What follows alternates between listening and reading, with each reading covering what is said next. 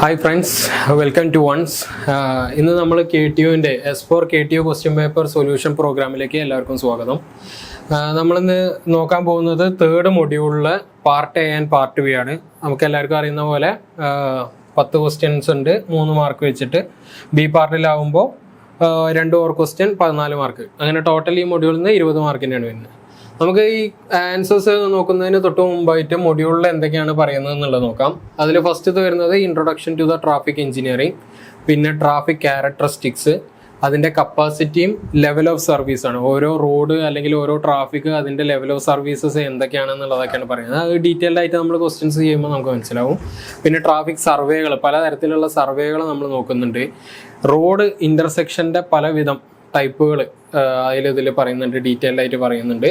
പിന്നെ traffic control ഡിവൈസുകൾ, നമ്മൾ ഈ ട്രാഫിക്കുകൾ നിയന്ത്രിക്കാൻ വ്യത്യസ്ത തരത്തിലുള്ള ഓട്ടോമാറ്റിക് ആയിട്ടുള്ള ഇലക്ട്രോണിക് ഡിവൈസുകൾ പലതായിട്ട് യൂസ് ചെയ്യുന്നുണ്ട്, അതും ഇതിൽ പറയുന്നുണ്ട്. പിന്നെ design of isolated signal by Webster's method. ഇങ്ങനെയുള്ള കുറച്ച് കാര്യങ്ങളാണ് ഈ മൊഡ്യൂളിൽ മൊത്തത്തിൽ പറഞ്ഞു പോകുന്നത്. അതിൽ മൊഡ്യൂൾ 3 A പാർട്ടിലേക്കാണ് നമ്മൾ പോകുന്നത്. A പാർട്ടിലുള്ള 5ാമത്തെ ക്വസ്റ്റ്യൻ എന്ന് പറഞ്ഞിട്ടുണ്ടെന്നുണ്ടെങ്കിൽ explain the terms of traffic volume, traffic capacity.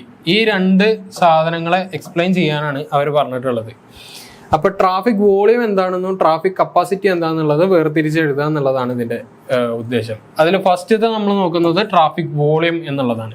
The number of vehicle that passes across a given transverse line of a road during a time എന്ന് പറയുന്നത്. അപ്പോൾ സപ്പോസ് ഇങ്ങനെ ഒരു റോഡ് ഉണ്ട് എന്നുണ്ടെങ്കിൽ അതിൽ നമ്മൾ ഏതെങ്കിലും ഒരു ട്രാൻസ്ഫേഴ്സ് ലൈൻ എടുക്കുക, എന്നിട്ട് ആ ലൈനിലൂടെ എത്ര നമ്പർ ഓഫ് വെഹിക്കിൾസ് പാസ് ചെയ്യുന്നുണ്ട് എന്നുള്ളതിനെ ബേസ് ചെയ്തിട്ടാണ് നമ്മൾ എന്ത് പറയുന്നത്, ട്രാഫിക് വോളിയം എന്ന് പറയുന്നത്.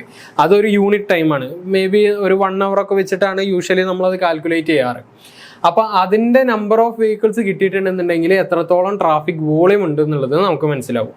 പിന്നെ രണ്ടാമത് പറയുന്നത് express just the number of vehicle per unit or per day or per traffic line. ഇങ്ങനെ 3 തരത്തിലാണ് പറയുന്നത്. യൂണിറ്റ് ടൈം എന്ന് പറയുന്നതിൻ്റെ ഇതാണ് കൊടുത്തിട്ടുള്ളത്. പെർ അവറിൽ നമ്മൾ കാൽക്കുലേറ്റ് ചെയ്യാറുണ്ട്, പെർ ഡേയിൽ കാൽക്കുലേറ്റ് ചെയ്യാറുണ്ട്, പെർ ട്രാഫിക് ലൈനിൽ കാൽക്കുലേറ്റ് ചെയ്യാറുണ്ട്. അത് എന്തിനാണ് അത് യൂസ് ചെയ്യുന്നത്, അല്ലെങ്കിൽ ട്രാഫിക് വോളിയം എന്തിനാണ് യൂസ് ചെയ്യുന്നത്, അതിൻ്റെ അപ്ലിക്കേഷനെ ബേസ് ചെയ്തിട്ടായിരിക്കും നമ്മൾ പെർ വോളിയം ആണോ പെർ ഡേ ആണോ പെർ ട്രാഫിക് ആണോ എന്നുള്ളത്. ഇപ്പോൾ സപ്പോസ് ഒരു വലിയൊരു രീതിയിലുള്ള ഒരു ലാർജ് സ്കെയിൽ ആയിട്ടുള്ള ഒരു ഡിസൈൻ പ്രോസസ്സ്, അല്ലെങ്കിൽ ഒരു ട്രാഫിക്കിൻ്റെ ഒരു ഡിസൈനും അല്ലെങ്കിൽ വലിയൊരു രീതിയിലുള്ള ലാർജ് സ്കെയിലായിട്ടാണ് നമ്മൾ നടത്തുന്നതെന്നുണ്ടെങ്കിൽ ഒരു പെർ അവർ ഡാറ്റ വെച്ചിട്ട് നമുക്കത് ചിലപ്പോൾ കാൽക്കുലേറ്റ് ചെയ്യാൻ പറ്റിക്കൊള്ളുന്നില്ല, അല്ലെങ്കിൽ കുറച്ചും കൂടി കൺവീനിയൻ്റ് ആവുക പെർ ഡേ ഡാറ്റ വെച്ചിട്ടാവും. നേരെ മറിച്ച് ഒരു ട്രാഫിക് ഐലൻഡിൽ ഇന്ന നിശ്ചിത സമയത്തിനുള്ളിൽ എത്ര വണ്ടി പോയി, അല്ലെങ്കിൽ അവിടെ എത്ര ബ്ലോക്ക് ഉണ്ടാവും എന്നുള്ളതൊക്കെ അറിയാൻ വേണ്ടിയിട്ട് പെർ അവറുള്ള ഡാറ്റ നോക്കാം. ഇനി ഏത് ലൈനിലാണ് നമുക്ക് വേണ്ടത്, അത് ഞാൻ പറഞ്ഞ പോലെ തന്നെ നമുക്കുള്ള ആപ്ലിക്കേഷൻ അനുസരിച്ചിട്ടാണ് ഈ യൂണിറ്റ് നമ്മൾ മാറ്റിക്കൊണ്ടിരുന്നത്. ട്രാഫിക് ലൈനിലും പെർ ട്രാഫിക് ലൈനിൽ ഇത്ര വണ്ടി പോയി എന്നുള്ളതും ഈ പറഞ്ഞ പോലെ തന്നെ ഒരു ട്രാൻസ്ഫേഴ്സ് ലൈൻ. ഇത് പറഞ്ഞിട്ടുണ്ടെന്നുണ്ടെങ്കിൽ ഒരു പെർമനന്റ് ലൈന് അങ്ങനത്തെ കാര്യങ്ങളൊന്നും ഇല്ല കേട്ടോ. നമ്മളൊരു ഇമാജിനറി ആയിട്ട് ഒരു ട്രാൻസ്ഫേഴ്സ് ആയിട്ട് ഒരു ലൈന് കൺസിഡർ ചെയ്യും. ആ ലൈനിന് എത്ര വണ്ടി ക്രോസ് ചെയ്തു, അതിൻ്റെ നമ്പർ ഓഫ് വെഹിക്കിൾസിനാണ് നമ്മൾ എന്ത് പറയുന്നത്, വോളിയം എന്ന് പറയുന്നത്. ഇതാണ് വോളിയത്തിൽ പറയുന്നത്. The different classes of vehicle can be converted to equivalent passenger car unit. അതിൽ PCU എന്ന് പറയുന്ന യൂണിറ്റ്സ് ആയിട്ടാണ് പറയുന്നത്. കാരണം ഓരോ വണ്ടിക്ക് അനുസരിച്ച് ഇത്ര കാറ് പോയി, ഇത്ര ബൈക്ക് പോയി, ഇത്ര ഓട്ടോ പോയി, ഇത്ര ലോറി പോയി, അങ്ങനെ പറയുന്നതിനേക്കാൾ ഉപരി ഇതിനെ എന്ത് ആയിട്ടാണ് നമ്മൾ അയക്കുന്നത്, ഇക്വലൻ്റ് ആയിട്ടുള്ള പാസഞ്ചർ കാർ യൂണിറ്റ്സ് ആയിട്ടാണ് കൺവേർട്ട് ചെയ്യുന്നത്. അതായത് ഓരോ വണ്ടിക്കും ഇത്ര പാസഞ്ചേഴ്സിനെ ക്യാരി ചെയ്യാനുള്ള, അല്ലെങ്കിൽ ഇത്ര ലോഡ് ക്യാരി ചെയ്യാനുള്ള കപ്പാസിറ്റി ഉള്ള യൂണിറ്റുകളാക്കിയിട്ട് മാറ്റുകയാണ്. നമ്മൾ എന്ത് സ്പെസിഫൈ ചെയ്യില്ല, ഏത് കാറാണോ ബൈക്കാണോ അങ്ങനെയുള്ള കാര്യങ്ങൾ സ്പെസിഫൈ ചെയ്യില്ല. ആ സാധനം വെച്ചിട്ടാണ് നമ്മൾ എന്ത് ചെയ്യുന്നത്, ട്രാഫിക് സിസ്റ്റങ്ങൾ പലതും നമ്മൾ ഡിസൈൻ ചെയ്യുന്നത്. ഡിസൈൻ്റെ ഏറ്റവും വലിയ പ്രത്യേകത എന്ന് പറഞ്ഞിട്ടുണ്ടെന്നുണ്ടെങ്കിൽ ഇങ്ങനത്തെ യൂണിറ്റ്സ് ആക്കി കൺവേർട്ട് ചെയ്തതിന് ശേഷം മാത്രമേ അത് ചെയ്യുള്ളൂ. അല്ലാതെ ചെയ്യാന്ന് പറഞ്ഞിട്ടുണ്ടെന്നുണ്ടെങ്കിൽ ഒരു യൂണിഫോമിറ്റി വരുന്നില്ല. മനസ്സിലായില്ലേ? ഇപ്പോൾ ഒരു വണ്ടി എന്ന് പറയുന്നത് വേറൊരു വണ്ടിയിൽ നിന്ന് വ്യത്യസ്തമായിട്ടുണ്ടാവും. ഒരു കാറ്റഗറി ആയിട്ട് തിരിച്ചിട്ടുണ്ടെന്നുണ്ടെങ്കിൽ തന്നെ പല കാറ്റഗറീസ് ഉണ്ടാവും. ഒരു ട്രാഫിക് ഡിസൈൻ ചെയ്യുമ്പോൾ അങ്ങനെ പല കാറ്റഗറിയിലുള്ള സാധനങ്ങളൊന്നും ഇതാക്കേണ്ട ആവശ്യമില്ല. ഈ ചില എക്സ്ട്രീം കേസസിൽ, അല്ലെങ്കിൽ ചില എക്സ്ട്രീം ആയിട്ടുള്ള, അല്ലെങ്കിൽ ചില പെർട്ടിക്കുലർ ആയിട്ടുള്ള വഴികളൊക്കെ നോക്കുമ്പോൾ നമ്മൾ ഹെവി വെഹിക്കിൾസ് പോകുന്നുണ്ടോ, അല്ലെങ്കിൽ ചെറിയ വണ്ടികളാണോ പോകുന്നത്, HCV നമ്മൾ നേരത്തെ കണ്ട ഒരു ഹെവി കൊമേഴ്ഷ്യൽ വെഹിക്കിൾസ് ഒക്കെ കൂടുതലായിട്ട് പോകുകയാണെന്നുണ്ടെങ്കിൽ അതിൻ്റെ റോഡ് ഡിസൈൻ ചെയ്യാനും അതിനുള്ള കാൽക്കുലേഷനോ അതിൻ്റെ മെറ്റീരിയൽസോ ഒക്കെ വ്യത്യാസം വരുന്നുണ്ട്. വരും. കാരണം അത്രയും വലിയ ലോഡ് കണ്ടിന്യൂസ് ആയിട്ട് റിപ്പീറ്റഡ് ആയിട്ട് നമ്മൾ നേരത്തെ പറഞ്ഞിരുന്നു. അപ്പോൾ അങ്ങനത്തെ ഇതിന് വേണ്ടിയിട്ട് മാത്രമാണ് എടുക്കുന്നത്. ബാക്കിയുള്ള എല്ലാ അനാലിസിസിനും ഡിസൈനും വേണ്ടിയിട്ട് നമ്മൾ PCU എന്ന് പറയുന്ന പാസഞ്ചർ കാർ യൂണിറ്റ്സ് ആയിട്ട് കൺവേർട്ട് ചെയ്തിട്ടാണ് ചെയ്യാറ്. പിന്നെ വരുന്നതാണ് ട്രാഫിക് കപ്പാസിറ്റി. എന്താണ് ട്രാഫിക് കപ്പാസിറ്റി എന്നുള്ളതാണ് നോക്കുന്നത്. ഇവിടെ നമ്മൾ പറയുന്നത് it is defined as the maximum hourly rate at which a person or a vehicle can reasonably be expected to transverse a point or a uniform section of a lane or a roadway during a given period of time. Traffic capacity എന്ന് പറയുന്നത് നേരത്തെ നമ്മൾ ഇവിടെ പറഞ്ഞതിനുള്ള main വ്യത്യാസം എന്ന് പറഞ്ഞിട്ടുണ്ടെന്നുണ്ടെങ്കിൽ number of vehicle that passes across എന്നാണ് പറയുന്നത്. ഇവിടേക്ക് വരുമ്പോൾ it is defined as the നമുക്ക് എത്രത്തോളം എക്സ്പെക്റ്റ് ചെയ്യാൻ പറ്റുന്നതാണെന്നുള്ളത്. നമ്മൾ എക്സ്പെക്റ്റഡ് വാല്യൂ ആണ്. മറ്റേതെന്ന് പറഞ്ഞാൽ കാൽക്കുലേറ്റഡ് വാല്യൂ ആണ്. കപ്പാസിറ്റി എന്ന് പറയുമ്പോൾ എക്സ്പെക്ട് ചെയ്തിട്ടുള്ള ഒരു സംഭവമാണ്. റീസണബിൾ ആയിട്ട് എത്രത്തോളം വണ്ടികൾ അല്ലെങ്കിൽ എത്രത്തോളം ആൾക്കാരെന്ന് ഉദ്ദേശിച്ചത് ഓരോ PCUലും എത്ര ആൾക്കാർ എത്ര പാസഞ്ചർ എന്ന് വെച്ചിട്ട് നമുക്ക് കാൽക്കുലേറ്റ് ചെയ്യാൻ പറ്റുമല്ലോ. അപ്പോൾ ആ ഒരു രീതിയിൽ ഒരു മാക്സിമം അവർലി റേറ്റ് എത്രത്തോളം ഒരു എന്താ പറയുക ഒരു particular period of given time during ഒരു ഗിവൺ പീരീഡ് ഓഫ് ടൈം എന്നാണ് ഇതിൽ ഇതായിട്ട് കൊടുത്തിട്ടുള്ളത്. ആ ഗിവൺ പീരീഡ് ഓഫ് ടൈമിൽ എത്ര വണ്ടി നമുക്ക് എക്സ്പെക്ട് ചെയ്യാം ഒരു ട്രാൻസ്ഫേഴ്സ് ലൈന്. സത്യം പറഞ്ഞാൽ രണ്ടും ഒരേപോലെ തന്നെയാണ്. പക്ഷേ ഇതിൻ്റെ ഉദ്ദേശമാണ് ഒന്ന് പറഞ്ഞിട്ടുണ്ടെന്നുണ്ടെങ്കിൽ നമ്മൾ എക്സ്പെക്ട് ചെയ്തെടുക്കുകയാണെന്നുണ്ടെങ്കിൽ മറ്റൊന്ന് കാൽക്കുലേറ്റ് ചെയ്തെടുക്കുക എന്നുള്ളതല്ലോ. അതിൽ എവിടെയൊക്കെ റോഡ് ട്രാഫിക് കൺട്രോൾ കണ്ടീഷൻ ഇങ്ങനെ ഏതിനാണെന്നുണ്ടെങ്കിലും നമുക്കത് എക്സ്പെക്ട് ചെയ്തെടുക്കാൻ പറ്റുന്നതാണ്. പിന്നെ അതിന് പറയുന്നത് ടൈം പീരീഡ് യൂഷ്വലി അവറിലാണ് കൊടുക്കുന്നത്. സാധാരണഗതിയിൽ കൊടുക്കുന്നതൊക്കെ പറഞ്ഞിട്ടുണ്ടെന്നുണ്ടെങ്കിൽ അവറിലാണ്. നേരത്തെ നമ്മൾ പറഞ്ഞപ്പോൾ പെർ അവറിൽ കാൽക്കുലേറ്റ് ചെയ്തിരുന്നു, പെർ ലൈനിൽ കാൽക്കുലേറ്റ് ചെയ്തിരുന്നു, പെർ ഡേയിൽ കാൽക്കുലേറ്റ് ചെയ്തിരുന്നു. എന്നാൽ ഇവിടെ വരുമ്പോൾ ഒരു അവറിലാണ് യൂണിറ്റ് ടൈമായിട്ട് നമ്മൾ കൂട്ടുന്നത്. പിന്നെ നേരത്തെ പറഞ്ഞ പോലെ തന്നെ പാസഞ്ചർ കാർ യൂണിറ്റ്സ് ആയിട്ട് നമ്മൾ കൺവേർട്ട് ചെയ്തതിന് ശേഷമാണ് ഇത് ചെയ്യുന്നത്. അതും passenger car units per hour. ഇതാണ് ഈ രണ്ടും തമ്മിലുള്ള വ്യത്യാസങ്ങൾ വരുന്നത്. ഇത് സ്പെസിഫൈ ചെയ്തിട്ട് എഴുതുമ്പോൾ നല്ല വൃത്തിയിൽ ഈ സാധനം ഉദ്ദേശിച്ച പോലെ എഴുതിയിട്ടില്ല എന്നുണ്ടെങ്കിൽ രണ്ടും ഒരേപോലെ ആയിട്ട് വരും. അപ്പോൾ ഈ പറഞ്ഞ മാതിരി തന്നെ ചില വാക്കുകൾ റീസണബിളി ടു എക്സ്പെക്റ്റ് അല്ലെങ്കിൽ എക്സ്പെക്റ്റ് ചെയ്യാൻ പറ്റുന്ന സാധ്യത ഉള്ളത് അങ്ങനത്തെ വാക്കുകളൊക്കെ സ്ട്രെസ് ചെയ്ത് കൊടുത്തിട്ടുണ്ടെന്നുണ്ടെങ്കിൽ മാത്രമേ ഇതിൻ്റെ കറക്റ്റ് ഒരു ഡെഫിനിഷനിലേക്ക് എത്തുള്ളൂ. അപ്പോൾ അങ്ങനത്തെ മോഡിഫിക്കേഷൻ വരുത്താണ്ട് ബാക്കിയുള്ളതൊക്കെ വേണമെന്നുണ്ടെങ്കിൽ മോഡിഫൈ ചെയ്യാവുന്നതാണ്. ഈ hourly rate at which a person or a vehicle can എന്നുള്ളതൊക്കെ എന്ന് പറഞ്ഞിട്ടുണ്ടെന്നുണ്ടെങ്കിൽ കറക്റ്റ് ആ ഡെഫിനിഷൻ തന്നെ പോകുന്ന സാധനങ്ങളാണ്. അപ്പോൾ ഇത് രണ്ടുമാണ് ട്രാഫിക് വോളിയവും ട്രാഫിക് കപ്പാസിറ്റിയും തമ്മിലുള്ള മെയിനായിട്ടുള്ള ഡിഫറൻസ് എന്ന് പറയുന്നത്. പിന്നെ വരുന്നതാണ് 6th question. What are the various traffic control devices? ഈ ട്രാഫിക് കൺട്രോൾ ചെയ്യാൻ വേണ്ടിയിട്ട് നമ്മൾ പലതരത്തിലുള്ള ഡിവൈസുകൾ യൂസ് ചെയ്യുന്നുണ്ട്. പലതരത്തിലുള്ള ഡിവൈസ് എന്ന് പറയുമ്പോൾ ഒന്ന് ട്രാഫിക് കാൽക്കുലേറ്റ് ചെയ്യാനാവാം, ട്രാഫിക് കൺട്രോൾ ചെയ്യാനാവാം. കൺട്രോൾ ഇൻ ദ സെൻസ് എന്ന് പറഞ്ഞിട്ടുണ്ടെന്നുണ്ടെങ്കിൽ സിഗ്നൽസ് ആവാം, സിഗ്നൽസ് അല്ലാതെ വരുന്ന വണ്ടികളുടെ എണ്ണത്തിൻ്റെ റേറ്റിലുള്ള കൺട്രോൾ ആവാം. അങ്ങനെ പലതരത്തിലുള്ള ഇലക്ട്രോണിക് ഡിവൈസുകൾ, ഓട്ടോമേറ്റഡ് ഡിവൈസസ്, ഡിറ്റക്ടേഴ്സ്, സെൻസേഴ്സ്, ഇങ്ങനെ പല സാധനങ്ങളും നമ്മൾ യൂസ് ചെയ്യുന്നുണ്ട്. അതിൽ വരുന്ന ഫസ്റ്റത്തെ കുറേ എണ്ണം ഇതിൽ പറയുന്നുണ്ട്. ഞാൻ അതിൽ സിമ്പിളായിട്ടുള്ള 3 എടുത്തിട്ടുള്ളത്. സപ്പോസ് ഇതിൽ മാർക്ക് വന്നിട്ടുണ്ടെന്നുണ്ടെങ്കിൽ 3 മാർക്കിൻ്റെതാണല്ലോ. അപ്പോൾ 2 വെച്ചിട്ട് അതിൻ്റെ എക്സ്പ്ലനേഷനും കൊടുത്തിട്ടുണ്ടെന്നുണ്ടെങ്കിൽ ഓരോരോ മാർക്ക് വെച്ചിട്ട് നിങ്ങൾക്ക് കിട്ടും. അതിലുള്ളത് ന്യൂമാറ്റിക് ട്യൂബ് എന്നുള്ളതാണ് ഫസ്റ്റ് നമ്മൾ പറയുന്നത്. ഈ സാധനം എന്ന് പറയുന്നത് flexible tube with one end sealed is clamp to the road surface and other end is connected to the diaphragm actuated switch. ഇതാണ് ഇതിൻ്റെ മെയിൻ ആയിട്ടുള്ള പോയിന്റ്സ് എന്ന് പറയുന്നത്. അതായത് ഒരു ട്യൂബ്, ഇതിപ്പോൾ ഒരു റോഡാണെന്നുണ്ടെങ്കിൽ ഒരു ട്യൂബ് ഫ്ലെക്സിബിൾ ആയിട്ടുള്ള ഒരു ട്യൂബാണ്. അതിൽ ഒരു എൻഡ് എന്ന് പറഞ്ഞിട്ടുണ്ടെന്നുണ്ടെങ്കിൽ ക്ലോസ്ഡ് ആണ്. ആ ക്ലോസ്ഡ് ആയിട്ടുള്ള എൻഡ് എന്ന് പറഞ്ഞിട്ടുണ്ടെന്നുണ്ടെങ്കിൽ റോഡിലേക്ക് കണക്ട് ചെയ്യും. പിന്നെ ഇവിടെ എന്ന് പറഞ്ഞിട്ടുണ്ടെന്നുണ്ടെങ്കിൽ ഒരു ആക്ച്വേറ്റഡ് ട്യൂബ് എന്നാണ് പറയുന്നത്. ഇങ്ങനെ 2 എൻഡും ക്ലോസ് ചെയ്തിട്ടുള്ള പോലെയാണ്. അതിൽ ഒന്നുള്ളത് ക്ലോസ് ചെയ്തിട്ട് അത് റോഡിലേക്ക് ഫിക്സ് ചെയ്ത് വെക്കുമ്പോൾ മറ്റേ എൻഡ് അത് ക്ലോസ് ചെയ്തിരിക്കുന്നത് ഒരു ആക്ച്വേറ്റഡ് സ്വിച്ച് വെച്ചിട്ടാണ്. അതായത് ഇങ്ങനെ ക്ലോസ്ഡ് ആയിട്ട് നിൽക്കുന്ന ഈ ഒരു ഫ്ലെക്സിബിൾ ട്യൂബിനകത്ത് ഒരു കോൺസ്റ്റൻ്റ് ആയിട്ടുള്ള ഒരു പ്രഷർ കീപ്പ് ചെയ്യും. ആ പ്രഷറിൽ വരുന്ന വേരിയേഷനാണ് ആ സ്വിച്ചിനെ ഓണും ഓഫും ആക്കുന്നത്, അല്ലെങ്കിൽ ഈ ഒരു മെഷീന് അല്ലെങ്കിൽ ഈ ഒരു ഡിവൈസിനെ വർക്ക് ചെയ്യിപ്പിക്കുന്നത്. അതെങ്ങനെയാണെന്നുള്ളതും കൂടി നമുക്ക് നോക്കാം. When an axle of a vehicle crosses the tube the pressure is created which closes the electrical contact through a switch. ഇപ്പോൾ ഒരു ആക്സിൽ അല്ലെങ്കിൽ ഒരു ടയർ, ഒരു വണ്ടീൻ്റെ ടയർ ഇതിൽ കൂടെ കയറുമ്പോൾ സ്വാഭാവികമായിട്ട് കോൺസ്റ്റൻറ്റ് പ്രഷറിൽ നിന്ന് ആ ട്യൂബിൻ്റെ പ്രഷർ ഇൻക്രീസ് ചെയ്യാനും ആ ഇൻക്രീസിങ് പ്രഷറാണ് ഈ ആക്ച്വേറ്റഡ് സ്വിച്ചിനെ എൻഗേജ് ചെയ്യിപ്പിക്കുന്നത്. നമുക്കൊന്ന് ആലോചിച്ച് നോക്കിയാൽ തന്നെ മനസ്സിലാവും. ഈ വണ്ടി ഇതിൻ്റെ ഉള്ളിൽ കൂടെ കയറുമ്പോഴേക്കും ആ പ്രഷർ വന്നടിഞ്ഞ് ആ സ്വിച്ചിനെ ഓൺ ആക്കുന്നത്. അപ്പോൾ പ്രാക്ടിക്കൽ സെൻസിൽ നമ്മൾ ഈ കാണുന്ന പോലത്തെ സ്വിച്ച് ഒന്നും ആവില്ല, അതിൻ്റെതായിട്ടുള്ള ഡിസൈനും കാര്യങ്ങളൊക്കെ ഉണ്ട്. എന്തായാലും അതിൻ്റെ ബേസിക് പ്രിൻസിപ്പിൾ എന്ന് പറയുന്നത് അതാണ്. ഈ പ്രഷർ ക്രിയേറ്റഡ് ആണ് ആ സ്വിച്ചിലെ ഓണും ഓഫും ആക്കുന്നത്, അല്ലെങ്കിൽ അതാണ് അതിൻ്റെ മെയിൻ വർക്കിംഗ് പ്രിൻസിപ്പിൾ എന്ന് പറയുന്നത്. പിന്നെ 2 contact result in 1 count being registered. അപ്പോൾ 2 കോണ്ടാക്ട് വന്നിട്ടുണ്ടെന്നുണ്ടെങ്കിൽ ഒരു കൗണ്ടായിട്ടേ രജിസ്റ്റർ ചെയ്യുള്ളൂ. കാരണം എന്താണെന്ന് വെച്ചിട്ടുണ്ടെന്നുണ്ടെങ്കിൽ ഏത് വണ്ടിയാണെന്നുണ്ടെങ്കിലും ഫ്രണ്ടിലും ബാക്കിലും വീലുണ്ടാവും.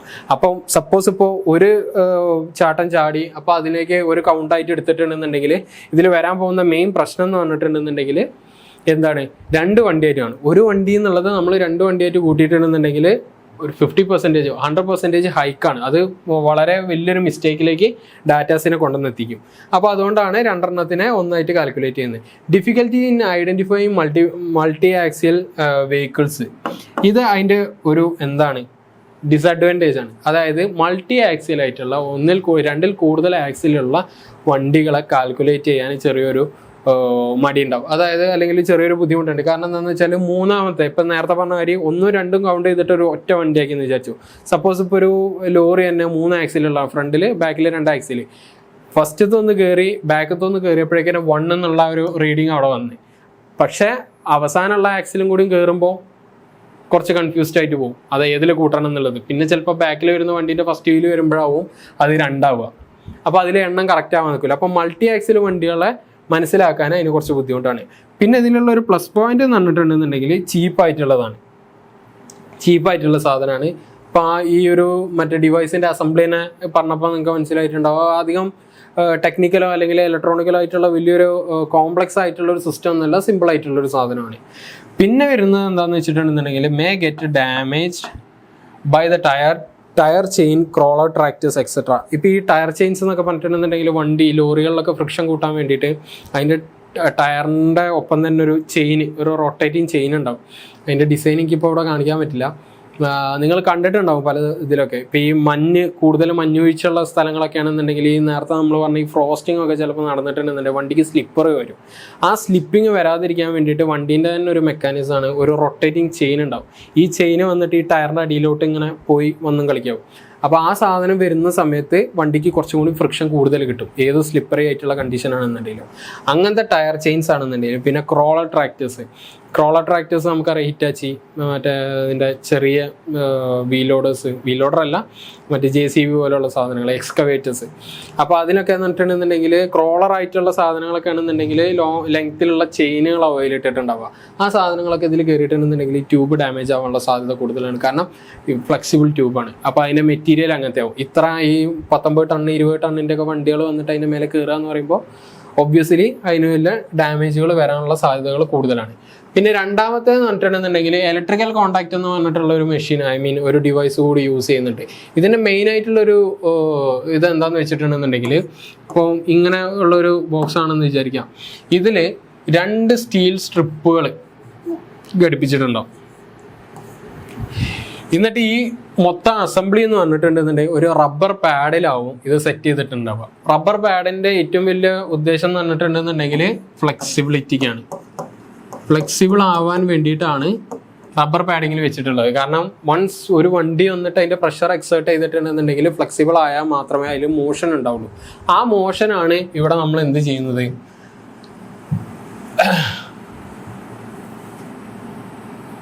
ആ മോഷനാണ് നമ്മളിവിടെ എന്ത് ചെയ്യുന്നത്, അത് റീഡ് ചെയ്യാനായിട്ട് ഉപയോഗിക്കുന്നത്. ഈ റബ്ബർ പാഡിങ്ങിൽ വെച്ചിട്ട് ഈ 2 സ്റ്റീൽ ആയിട്ടുള്ളതാണ് അതിൻ്റെ അസംബ്ലി. ഇനി അത് എങ്ങനെയാണെന്ന് വർക്ക് ചെയ്യുക എന്നുള്ളത് നോക്കാം. On being pressed by the wheel axle, steel strip come into contact with each other and cause an electric current. ഇത് രണ്ടും കൂടിയും ഒരു സർക്യൂട്ടിലേക്ക് കണക്ട് ചെയ്തിട്ടുള്ള പോലെയാണെന്നുള്ളതൊന്ന് നോക്കുക. അങ്ങനെ കണക്ട് ചെയ്തിട്ടുള്ളതാണെന്നുണ്ടെങ്കിൽ ഇതിൻ്റെ മേലെ ഇപ്പോൾ ഒരു വീലിൻ്റെ പ്രഷർ വരികയാണെന്നുണ്ടെങ്കിൽ, പ്രഷർ ലോഡ് അപ്ലൈ ചെയ്തിട്ടുണ്ടെന്നുണ്ടെങ്കിൽ ഇത് കംപ്രസ്ഡ് ആവും. ഈ സ്ക്വീസായിട്ട് ഈ 2 സ്റ്റീലുകൾ തമ്മിൽ ഒരു കോണ്ടാക്റ്റ് ക്രിയേറ്റ് ചെയ്യും. വൺസ് അങ്ങനെ ഒരു കോണ്ടാക്റ്റ് ക്രിയേറ്റ് ചെയ്തിട്ടുണ്ടെന്നുണ്ടെങ്കിൽ സർക്യൂട്ട് കംപ്ലീറ്റ് ആവും. അതിലൂടെ എന്ത് ചെയ്യും, ഒരു ഇലക്ട്രിക് കറണ്ട് പാസ് ചെയ്യും. ഈ ഇലക്ട്രിക് കറണ്ടിൻ്റെ പാസേജാണ് നമ്മൾ എന്തായിട്ട് എടുക്കുന്നത്, റീഡിങ് ആയിട്ട് എടുക്കുന്നത്. ഇതിന് പറഞ്ഞ പോലെ തന്നെ റബ്ബർ പാഡിങ് ഉള്ളതുകൊണ്ട് അതിന് വരുന്ന തേയ്മാനങ്ങൾ പ്രശ്നമാവാം. പിന്നെ ചീപ്പ് അസംബ്ലി ആണ്, പിന്നെ ഇലക്ട്രിസിറ്റീൻ്റെ ഒരു വിഷയം വരുന്നിട്ടുണ്ട്, കണ്ടിന്യൂസ് ആയിട്ടുള്ള ഇലക്ട്രിക് സപ്ലൈൻ്റെ ഒരു വിഷയം. അങ്ങനത്തെ സാധനങ്ങളൊക്കെ അതിൽ കൊടുക്കുന്നതുകൊണ്ട് മാത്രമാണ് അതിന് ഡ്രോബാക്സ് എന്നുള്ളത് പറയാനുള്ളത്. അത് വേണമെന്നുണ്ടെങ്കിൽ നിങ്ങൾക്ക് ആഡ് ചെയ്യാം, ആഡ് ചെയ്യാതിരിക്കാം. 3 മാർക്കിൻ്റെ ക്വസ്റ്റ്യൻ ആണ്, ഓരോന്നിനും ഓരോ മാർക്ക് വെച്ചിട്ടാണ് നിങ്ങൾക്ക് തോന്നുന്ന പോലെ ആഡ് ചെയ്യാം. പിന്നെ വരുന്നത് കോയാക്സിൽ കേബിൾ എന്നുള്ളതാണ്. കോയാക്സിൽ കേബിൾ എന്ന് പറയുന്ന ആ ഒരു മെറ്റീരിയൽ വെച്ചിട്ടും നമുക്ക് ഇത് അളക്കാൻ പറ്റും. അതെങ്ങനെയാണെന്നുള്ളത്, കോയാക്സിൽ കേബിൾ എന്ന് പറഞ്ഞിട്ടുണ്ടെങ്കിൽ clamped across the road surface, റോഡിന് നേരെ കുറുകെ കോയാക്സിൽ കേബിൾ വിരിച്ചിട്ടിട്ടുണ്ടാവും. Generate signal with the passage of the axle and it actuate a transistorised counter. അതായത് ഇപ്പം നേരത്തെ പറഞ്ഞ പോലെ തന്നെ വണ്ടീൻ്റെ ആക്സിൽ അതിൻ്റെ മേലേക്ക് കയറി ഇറങ്ങുന്നതോട് കൂടിയിട്ട് എന്ത് ചെയ്യും, ഒരു കൗണ്ടർ, ഒരു ട്രാൻസിസ്റ്റോറൈസ്ഡ് കൗണ്ടർ എന്ന് പറയുന്ന ഒരു സാധനം ആക്ച്വേറ്റ് ചെയ്യും. അതായത് ഈ സാധനം എന്നൊക്കെ പറയുന്നത് ഈസിയിലുള്ള എലമെൻസ് ആണ്, ട്രാൻസിസ്റ്റേഴ്സ്. അതിനെ ബേസ് ചെയ്തിട്ടാണ് ആ കൗണ്ടർ ഉണ്ടാക്കിയിട്ടുള്ളത് എന്നുള്ളത് മാത്രമേ ഉള്ളൂ. അപ്പം അത് ആക്ച്വേറ്റ് ചെയ്യും, അത്രേ അതിൽ പറയാനുള്ളൂ. പിന്നെ ലെസ് സസെപ്റ്റബിൾ ടു ഡാമേജ്. ഈ ഒരു സാധനം എന്നിട്ടുണ്ടെന്നുണ്ടെങ്കിൽ ഡാമേജിന് അത്രത്തോളം വിധേയപ്പെടാറില്ല. കാരണം എന്താണെന്ന് വെച്ചിട്ടുണ്ടെന്നുണ്ടെങ്കിൽ കോയാക്സിൽ കേബിളിൻ്റെ ഒരു സ്ട്രക്ചർ തന്നെ നോക്കുകയാണെന്നുണ്ടെങ്കിൽ, സപ്പോസ് ഇതാണ് അതിൻ്റെ ഒരു ക്രോസ് സെക്ഷൻ എന്നുണ്ടെങ്കിൽ ഇങ്ങനെ ആയിരിക്കും അതിൻ്റെ ക്രോസ് സെക്ഷൻ വരിക. അതിൽ ഏറ്റവും ഔട്ടർ ലെയറിൽ വരുന്ന ഒരു കവറിങ്ങും വരുന്നുണ്ട്, ഇതിന് ഹാർഡ് പ്ലാസ്റ്റിക്കിൻ്റെ ഒരു കവറിങ് വരുന്നുണ്ട്. ഇതാവും ഹാർഡ് പ്ലാസ്റ്റിക് കവറിങ് വരിക. ഇതിൻ്റെ അപ്പുറത്ത് വരുന്നത് വേറൊരു മെറ്റീരിയലും ഉണ്ട്, വാക്സ് ആയിട്ടുള്ള ഒരു ഹാർഡ് മെറ്റീരിയലും ഉണ്ടാവും. അതിനേക്കാളും കുറച്ചും കൂടി ഹാർഡ് കൂടിയൊരു മെറ്റീരിയൽ ആവും ഇവിടെ ഉണ്ടാവുക. ഇതാവും ഇലക്ട്രിക് സിഗ്നലിൽ പാസ് ചെയ്യാനുള്ള കണ്ടക്ടർ ആയിട്ടുണ്ടാവുക. ഇങ്ങനെ extra layers of coating, protection coating കൊടുക്കുന്നതുകൊണ്ടാണ് ഇത് എന്താവുന്നത്, ഇത് കുറച്ചും കൂടി യൂസ് ചെയ്യാൻ, അല്ലെങ്കിൽ ഇതിൻ്റെ കുറച്ച് ഡ്യൂറബിലിറ്റി കൂട്ടുന്നത്, അല്ലെങ്കിൽ ഡാമേജുകൾ കുറയ്ക്കുന്നത്. ഇപ്പോൾ ഹെവി ലോഡ് വണ്ടികളൊക്കെ വന്ന് കയറി പോവുകയാണെന്നുണ്ടെങ്കിൽ സ്വാഭാവികമായിട്ടും ആ ഹെവി ലോഡ് എടുക്കാനുള്ള പ്രാപ്തി ഈ റബ്ബർ ട്യൂബിനോ അല്ലെങ്കിൽ റബ്ബർ പാഡിനോ ഇവിടെ പറഞ്ഞിട്ടുള്ള ഫ്ലെക്സിബിൾ ട്യൂബിനോ ഉണ്ടാവണം എന്നില്ല. പക്ഷെ നേരെ മറിച്ച് കോയാക്സിൽ കേബിൾ ആണെന്നുണ്ടെങ്കിൽ നല്ല സ്ട്രെങ്ത് ഉള്ള തിന്നായിട്ടുള്ള കേബിൾ ആയതുകൊണ്ട് തന്നെ അധികം ഉണ്ടാവില്ല. ഇവിടെയൊക്കെ പറഞ്ഞിട്ടുണ്ടെന്നുണ്ടെങ്കിൽ സർഫസ് ഏരിയ ഒക്കെ കൂടുതലാകുമ്പോൾ പ്രഷർ അപ്ലൈ ചെയ്യുന്നതും കൂടുതലാവും. മീൻസ് അങ്ങനെയല്ല, അതിൽ വരുന്ന damage, surface area of contact കൂടുതലാകുമ്പോൾ വേറെ ടയർ കൂടുതലാവാനൊക്കെ ഒരു സാധ്യതയുണ്ട്. ആ പ്രശ്നങ്ങളൊന്നും എവിടെ വരുന്നില്ല, കോയാക്സിൽ കേബിൾ വെച്ചിട്ട് വരുന്നില്ല. ഇനി നമ്മൾ പോകാൻ പോകുന്നത് മൊഡ്യൂൾ 3ൻ്റെ പാർട്ട് ബിയിലേക്കാണ്.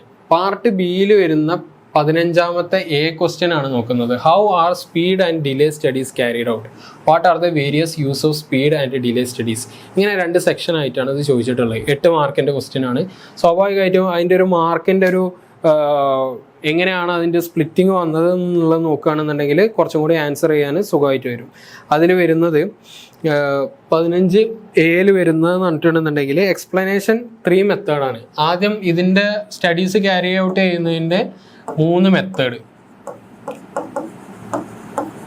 അതിന്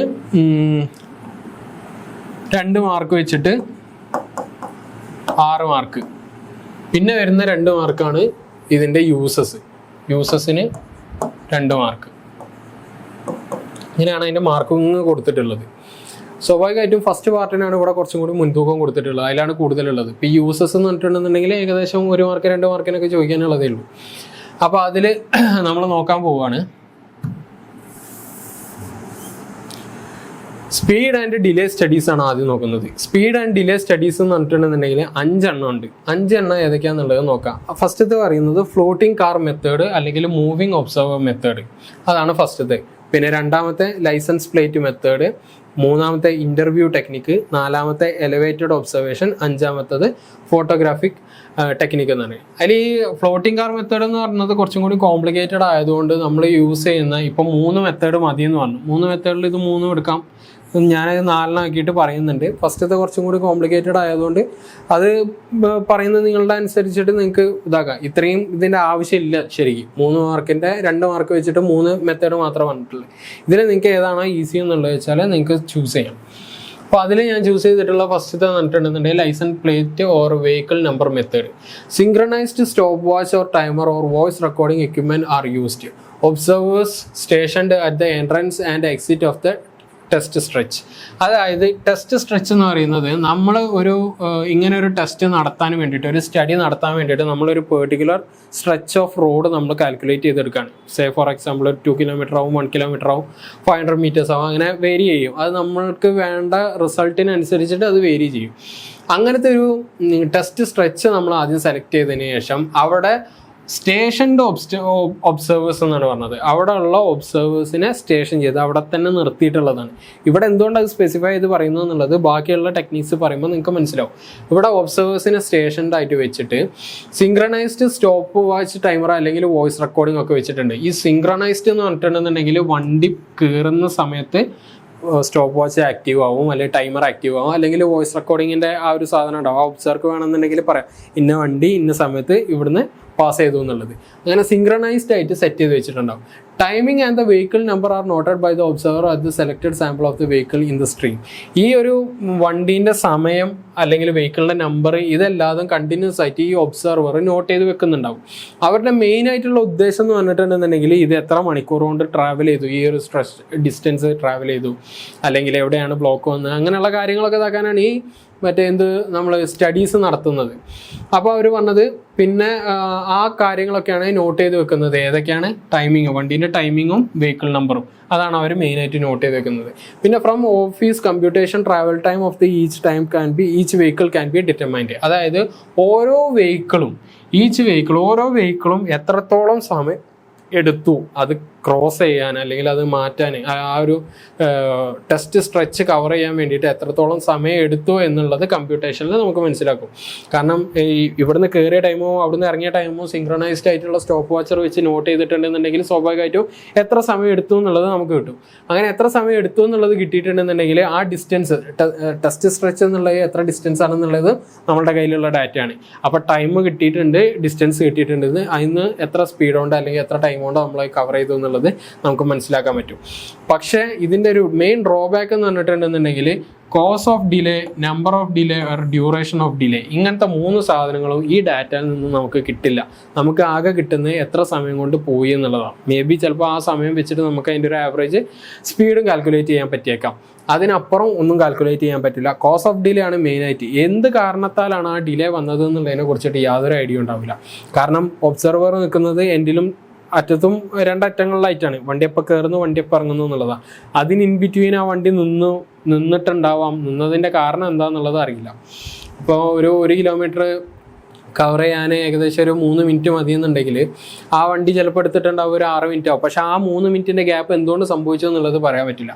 പിന്നെ 3 മിനിറ്റിൻ്റെ ഒരു ഡിലേ മാത്രമാണോ വന്നത്, അതോ ഓരോ മിനിറ്റിൻ്റെ 3 അതായത് ഓരോ മിനിറ്റിൻ്റെ ഓരോ ഡിലേ വന്നിട്ടുണ്ടോ, അല്ലെങ്കിൽ ഓരോ ഡിലേ വന്നതിന് എത്ര ഡ്യൂറേഷൻ വന്നു എന്നുള്ള കാര്യങ്ങളൊന്നും നമുക്ക് ചിലപ്പോൾ കാൽക്കുലേറ്റ് ചെയ്യാൻ പറ്റിക്കൊള്ളുന്നില്ല.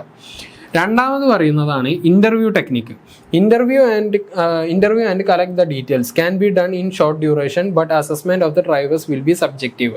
ഇൻ്റർവ്യൂ ആൻഡ് കളക്ട് ഡീറ്റെയിൽസ് എന്ന് പറഞ്ഞിട്ടുണ്ടെന്നുണ്ടെങ്കിൽ പേഴ്സണലായിട്ട് ഓരോരുത്തരുടെ അടുത്ത് പോയിട്ട് ചോദിക്കേണ്ടി വരും. എത്ര ടൈം കൊണ്ടാണ് കവർ ചെയ്തത്, അല്ലെങ്കിൽ എവിടെയാണ് ഡിലേ വന്നത്, എന്തുകൊണ്ടാണ് വന്നത്, അങ്ങനെയുള്ള കാര്യങ്ങളൊക്കെ. അതെന്ന് പറഞ്ഞിട്ടുണ്ടെന്നുണ്ടെങ്കിൽ ഷോർട്ട് ഡ്യൂറേഷനിൽ ചെയ്യാൻ പറ്റുന്നതാണ്. കാരണം ഒരാളടുത്ത് നിന്ന് തന്നെ എല്ലാ ഡാറ്റാസും പെട്ടെന്ന് തന്നെ കിട്ടും. നമ്മളിത് നോക്കിയിരിക്കേണ്ട ഒരു ആവശ്യമില്ല. ഒരാളടുത്ത് നിന്നിട്ടുണ്ടെങ്കിൽ അവർക്ക് ചിലപ്പോൾ ഒരു ഐഡിയ ഉണ്ടാവില്ല എത്ര സമയം കൊണ്ടാണ് ഇവിടെ എത്തിയിട്ട് ഉള്ളത് എന്നുള്ളത്.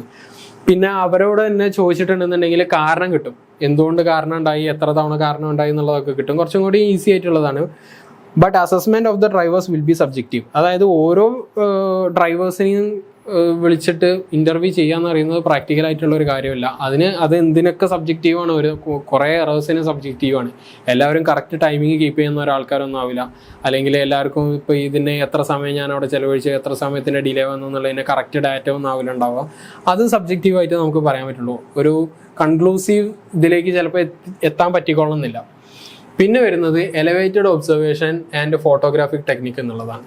Observers with timers are located at the elevated observation point from where movement of the most vehicle can be seen. അതായത് ഒരു എലവേറ്റഡ് ആയിട്ടുള്ള ഒരു ഏരിയയിൽ നിന്ന് മൊത്തം സ്ട്രെച്ച് ഡിസ്റ്റൻസ് കാണാൻ പറ്റും. ഇപ്പോൾ ഞാനൊരു മലേൻ്റെ മേലെ കാണുന്നുണ്ടെങ്കിൽ താഴത്തുള്ള വണ്ടികൾ പോകുന്ന റോഡുകൾ മൊത്തം എനിക്ക് കാണാൻ പറ്റും. അത് മൊത്തം കാണാൻ പറ്റിയിട്ടുണ്ടെന്നുണ്ടെങ്കിൽ ഇത് നല്ലൊരു പോയിന്റാണ്. കാരണം വണ്ടി ഇവിടുന്ന് കയറുന്ന ടൈമും അവിടെ ക്രോസ് ചെയ്യുന്ന ടൈമും നമുക്ക് വേണമെന്നുണ്ടെങ്കിൽ ഇവിടുന്ന് തന്നെ ചെക്ക് ചെയ്യാൻ പറ്റും. എലവേറ്റഡ് ആണ്, ബൈനോക്കുലർ അല്ലെങ്കിൽ അതിന് വേണ്ടിയിട്ടുള്ള സജ്ജീകരണങ്ങൾ വേണ്ടി വരും. എങ്കിൽ പോലും നമുക്ക് ഇതാക്കാൻ പറ്റും. പക്ഷേ അതിനോടൊപ്പം എന്ത് ഒരു പ്ലസ് ഉണ്ട്, നമുക്ക് തന്നെ മനസ്സിലാക്കാൻ പറ്റും കോസ് ഓഫ് ഡിലേ എന്താണ്. എത്ര തവണ ആ വണ്ടി അവിടെ നിന്നു, അല്ലെങ്കിൽ എന്തുകൊണ്ട് നിന്നു, എത്ര സമയമാണ് നിന്നത്, ഇങ്ങനെയുള്ള ഡാറ്റാസൊക്കെ നമുക്ക് തന്നെ കാൽക്കുലേറ്റ് ചെയ്യാൻ പറ്റും. മുമ്പ് പറഞ്ഞ ആ ഒരു കേസൊന്നും ഇവിടെ നിന്ന് വരുന്നൊരു വ്യത്യാസം എന്ന് പറഞ്ഞിട്ടുണ്ടെന്നുണ്ടെങ്കിൽ can be done in a short duration, ഇങ്ങനെ ഇൻ്റർവ്യൂ ചെയ്തിട്ട് കളക്ട് ചെയ്യാന്നുണ്ടെങ്കിലൊക്കെ പോലും ഇവിടെ പറഞ്ഞിട്ടുള്ള ഒരു കാര്യമുണ്ട്. ഈ മറ്റേ ഡ്രൈവേഴ്സിനെ ഇൻ്റർവ്യൂ ചെയ്യാന്നുണ്ടെന്നുണ്ടെങ്കിൽ സബ്ജക്റ്റീവ് ആയിട്ടുള്ള ഒരു കാര്യമാണെന്നുള്ളത്. പക്ഷേ ഇവിടെ നമ്മൾ തന്നെയാണ് എടുക്കുന്നത് എന്നുള്ളതുകൊണ്ട് പ്രൊഫഷണലി നമുക്കത് ചെയ്യാൻ പറ്റും. പിന്നെ photo and videos can be taken, കുറച്ചും കൂടി ഒരു ഡിജിറ്റൽ പ്രൂഫുകൾ, ഡിജിറ്റൽ അനാലിസിസിനും കൂടി വിധേയമാക്കാൻ പറ്റും. ഇപ്പോൾ എടുക്കുന്ന ഡാറ്റ മാത്രമല്ല, ഫ്യൂച്ചർ റെഫറൻസിനും ഫ്യൂച്ചർ സ്റ്റഡീസിനും ഒക്കെ വേണ്ടിയിട്ട് ആ വീഡിയോസും ഫോട്ടോ ഡിജിറ്റൽ പ്രൂഫുകൾ നമുക്ക് യൂസ് ചെയ്യാം. Useful for studying speed and delay characteristics of the short test stretch or intersection area.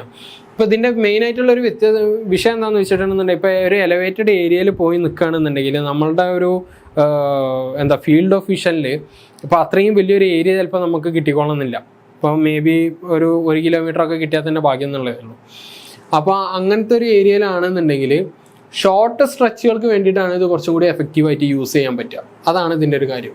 പിന്നെ ഇൻ്റർസെക്ഷൻ ഏരിയ, ഈ ഇൻ്റർസെക്ഷനുകൾ, ജംഗ്ഷനുകളും കാര്യങ്ങളൊക്കെ വന്നിട്ടുണ്ടെന്നുണ്ടെങ്കിൽ അവിടെ കുറച്ചും കൂടി നല്ല രീതിയിൽ ഇത് യൂസ് ചെയ്യാൻ പറ്റും എന്നുള്ളതാണ്. പിന്നെ use of journey speed and delay studies. The cost of journey depends on the speed, so four economic analysis. ഈ കോസ്റ്റ് ഓഫ് ജേർണി എന്ന് പറഞ്ഞിട്ടുണ്ടെന്നുണ്ടെങ്കിൽ എത്രത്തോളം സ്പീഡിൽ പോകുക എന്നുള്ളതാണ്. ഈ എത്രത്തോളം വേഗതയിൽ പോകുന്നു, അതായത് ഈ ഡിലേസും ഇതൊക്കെയാണ് പറഞ്ഞത്.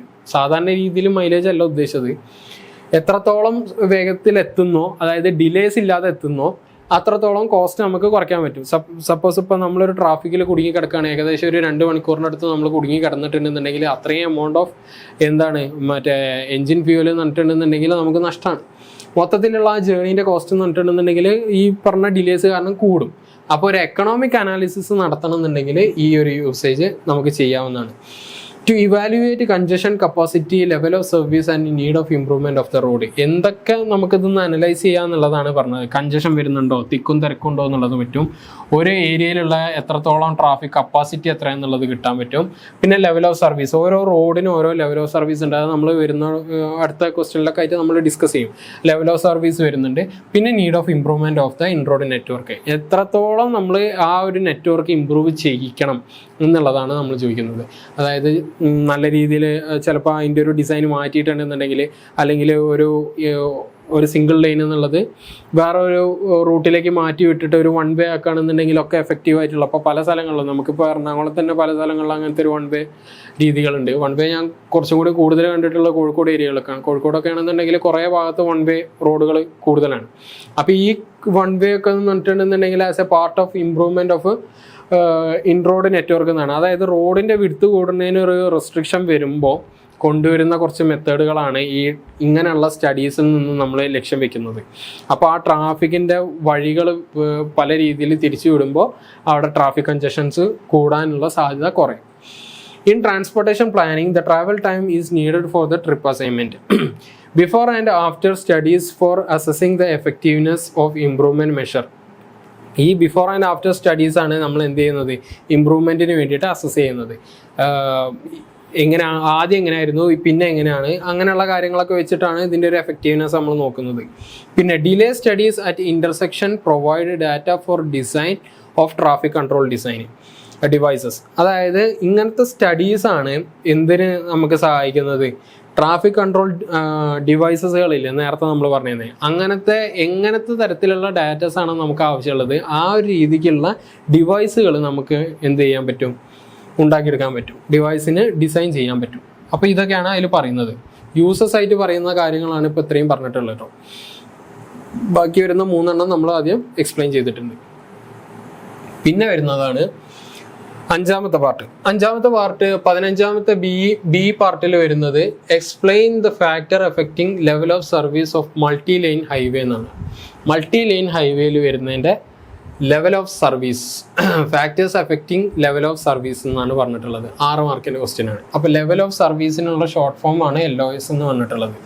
Level of service of a traffic facility is the concept introduce to relate the quality of traffic services of the given flow rate. അതായത് ഒരു ട്രാഫിക് എത്രത്തോളം എന്താണ് ക്വാളിറ്റി സർവീസാണ് നമുക്ക് തരുന്നത് എന്നുള്ളതിനെ കുറിച്ചിട്ടാണ് ഈ LOS എന്ന് പറയുന്നത്, ലെവൽ ഓഫ് സർവീസ് എന്ന് പറയുന്നത്. അതായത് ഇപ്പോൾ ഏതൊരാൾക്കും വണ്ടി എടുത്തിട്ടുണ്ടെന്നുണ്ടെങ്കിൽ എന്താണ് മെനൂറിറ്റി വേണം, വണ്ടി തിരിക്കാനും വളയ്ക്കാനുള്ളൊരു ഏരിയ വേണം. പിന്നെ എന്നിട്ടുണ്ടെങ്കിൽ നമ്മളെ സ്പീഡ് ഇടയ്ക്കിടയ്ക്ക് വെച്ചിട്ട് ബ്രേക്ക് ആവാൻ പാടില്ല, ഡിലേസ് കുറയണം. പിന്നെ അതുപോലെ തന്നെ എന്ത് വരാൻ പാടില്ല, പറഞ്ഞ മാതിരി കഞ്ചഷൻ വരാൻ പാടില്ല. അങ്ങനത്തെ പല സാധനങ്ങളുണ്ട്. ഈ സാധനങ്ങൾ അങ്ങനത്തെ കുറേ പോയിന്റ്സുകൾ വെച്ചിട്ടാണ് നമ്മൾ എന്ത് ചെയ്യുന്നത്, ഇതിൻ്റെ ലെവൽ ഓഫ് സർവീസ് എത്രത്തോളം ആണെന്നുള്ളത് കണക്ക് കൂട്ടുന്നത്. പിന്നെ HCM ആണ്. HCM എന്ന് പറയുന്ന ആ കമ്മിറ്റി ഇതാണ് proposed LOS as A letter that designated A range of operating condition on A particular type of facility. അപ്പോൾ ഈ HCM ആണ് LOSനെ ലെറ്റർ വൈസിൽ ഡിവൈഡ് ചെയ്ത് വെച്ചിട്ടുള്ളത്. 6 LOS ലെറ്റേഴ്സ് ആണ് HCM ഡിഫൈൻ ചെയ്തിട്ടുള്ളത്. ഈ HCM ഡിഫൈൻ ചെയ്ത് അത് തന്നെയാണ് IRCM ചെയ്തിട്ടുള്ളത്. അതിൽ പറയുന്നത് ABCDEF വരെയാണ് അവരെ നെയിം ചെയ്തിട്ടുള്ളത്. അതിൽ A എന്ന് പറയുന്നത് ബെസ്റ്റ് ക്വാളിറ്റിയാണ്, പിന്നെ F എന്ന് പറയുന്നത് വേസ്റ്റ് ക്വാളിറ്റിയാണ്. ഇങ്ങനെയാണ് അവരെ എക്സ്പ്ലെയിൻ ചെയ്തിട്ടുള്ളത് അല്ലെങ്കിൽ വേർതിരിച്ചിട്ടുള്ളത്. പിന്നെ നമുക്ക് പറയാനുള്ളത്, these definition are based on the measure of effectiveness of the facility such as speed, travel time, density, delay, etc. There will be an associated service of volume for each of the LOS. അതായത് ഇതെല്ലാതും base ചെയ്തിട്ടുള്ളത് measure of effectiveness വെച്ചിട്ടാണ് ചെയ്തിട്ടുള്ളത്. അതിന് ആ measure of effectiveness നോക്കുന്ന criterias അല്ലെങ്കിൽ എന്തൊക്കെയാ പറയുക, ആ സാധനങ്ങൾ ഡാറ്റാസ് ഏതൊക്കെയാന്ന് വെച്ചാൽ സ്പീഡിൻ്റെ ഡാറ്റാസ് എടുക്കും, ട്രാവൽ ടൈമിൻ്റെ ഡാറ്റാസ് എടുക്കും, ഡെൻസിറ്റി മറ്റേ ട്രാഫിക് ഡെൻസിറ്റി എത്രയാണ് നോക്കും, എത്രത്തോളം ഡിലേ ഉണ്ടായി നോക്കും. ഇങ്ങനെയുള്ള 3-4 കാര്യങ്ങൾ വെച്ചിട്ടാണ് ലെവൽ ഓഫ് സർവീസ് അല്ലെങ്കിൽ എത്രത്തോളം സുഗമമായിട്ടാണ് ആ ഒരു ട്രാഫിക് ഉള്ളത് എന്നുള്ളത് നമ്മൾ പറയുന്നത്.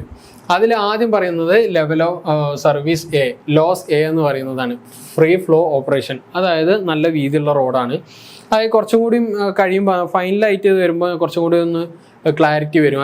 ഒരു ചാർട്ട് പ്രിപ്പയർ ചെയ്തിട്ട് ആ ചാർട്ടിൽ നിന്ന് നമുക്ക് കുറച്ചും കൂടി ഈസി ആയിട്ട് മനസ്സിലാക്കാൻ പറ്റും. ഇപ്പോൾ മനസ്സിലാക്കേണ്ടത് ലോസ് A എന്ന് പറയുന്നത് ഫ്രീ ഫ്ലോ ആയിട്ടുള്ളതാണ്. ഒരു തരത്തിലുള്ള ഇൻട്രപ്ഷൻസ് ഇല്ല, ഏത് രീതിയിലേക്കും മെനുവറിറ്റി ഉണ്ട്. ഏത് രീതി എന്ന് പറഞ്ഞിട്ടുണ്ടെന്നുണ്ടെങ്കിൽ ആ ട്രാഫിക് എന്താണോ ഡിസൈൻ ചെയ്തത് ആ ഡിസൈനിലുള്ള പ്രകാരമുള്ള എല്ലാ മെനുവറിറ്റിയും അത് അലോ ചെയ്യുന്നുണ്ട്.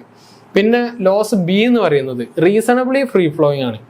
അത് ഫസ്റ്റത്തെ ഇത്. അതായത് ഏനേക്കാളും കമ്പയർ ചെയ്യുമ്പോൾ ഇതിന് ഫ്രീ ഫ്ലോ അത്ര ഇല്ല, കുറവാണ്. പിന്നെ ability to manoeuvre is only slightly restricted. അതായത് വണ്ടി തിരിക്കാനും വളയ്ക്കാനൊക്കെ ഉള്ളൊരു ഇതുണ്ട്. അതെന്ന് പറഞ്ഞിട്ടുണ്ടെന്നുണ്ടെങ്കിൽ സ്ലൈറ്റ്ലി റെസ്ട്രിക്റ്റഡ് ആണ്. അതായത് കുറച്ച് സമയത്തേക്ക് അല്ലെങ്കിൽ കുറച്ച് ഒരു രീതിയിലുള്ള ഒരു റെസ്ട്രിക്ഷൻ മാത്രമാണ് അതുള്ളത്. ഇപ്പോൾ ഒരു തരത്തിലും തിരിക്കാനും ഇതാക്കാനും പറ്റാത്ത രീതിയിൽ ലോക്കായിട്ട് കിടക്കുകയാണെന്നുണ്ടെങ്കിൽ വളരെ ബുദ്ധിമുട്ടാണ്. പക്ഷേ ഇതങ്ങനെയല്ല. ഒരു തരത്തിൽ പറയുകയാണെന്നുണ്ടെങ്കിൽ ചെറിയൊരു റെസ്ട്രിക്ഷൻ എന്നുള്ളത് മാറ്റി വെച്ചാൽ വേറെ പ്രശ്നമൊന്നുമില്ല.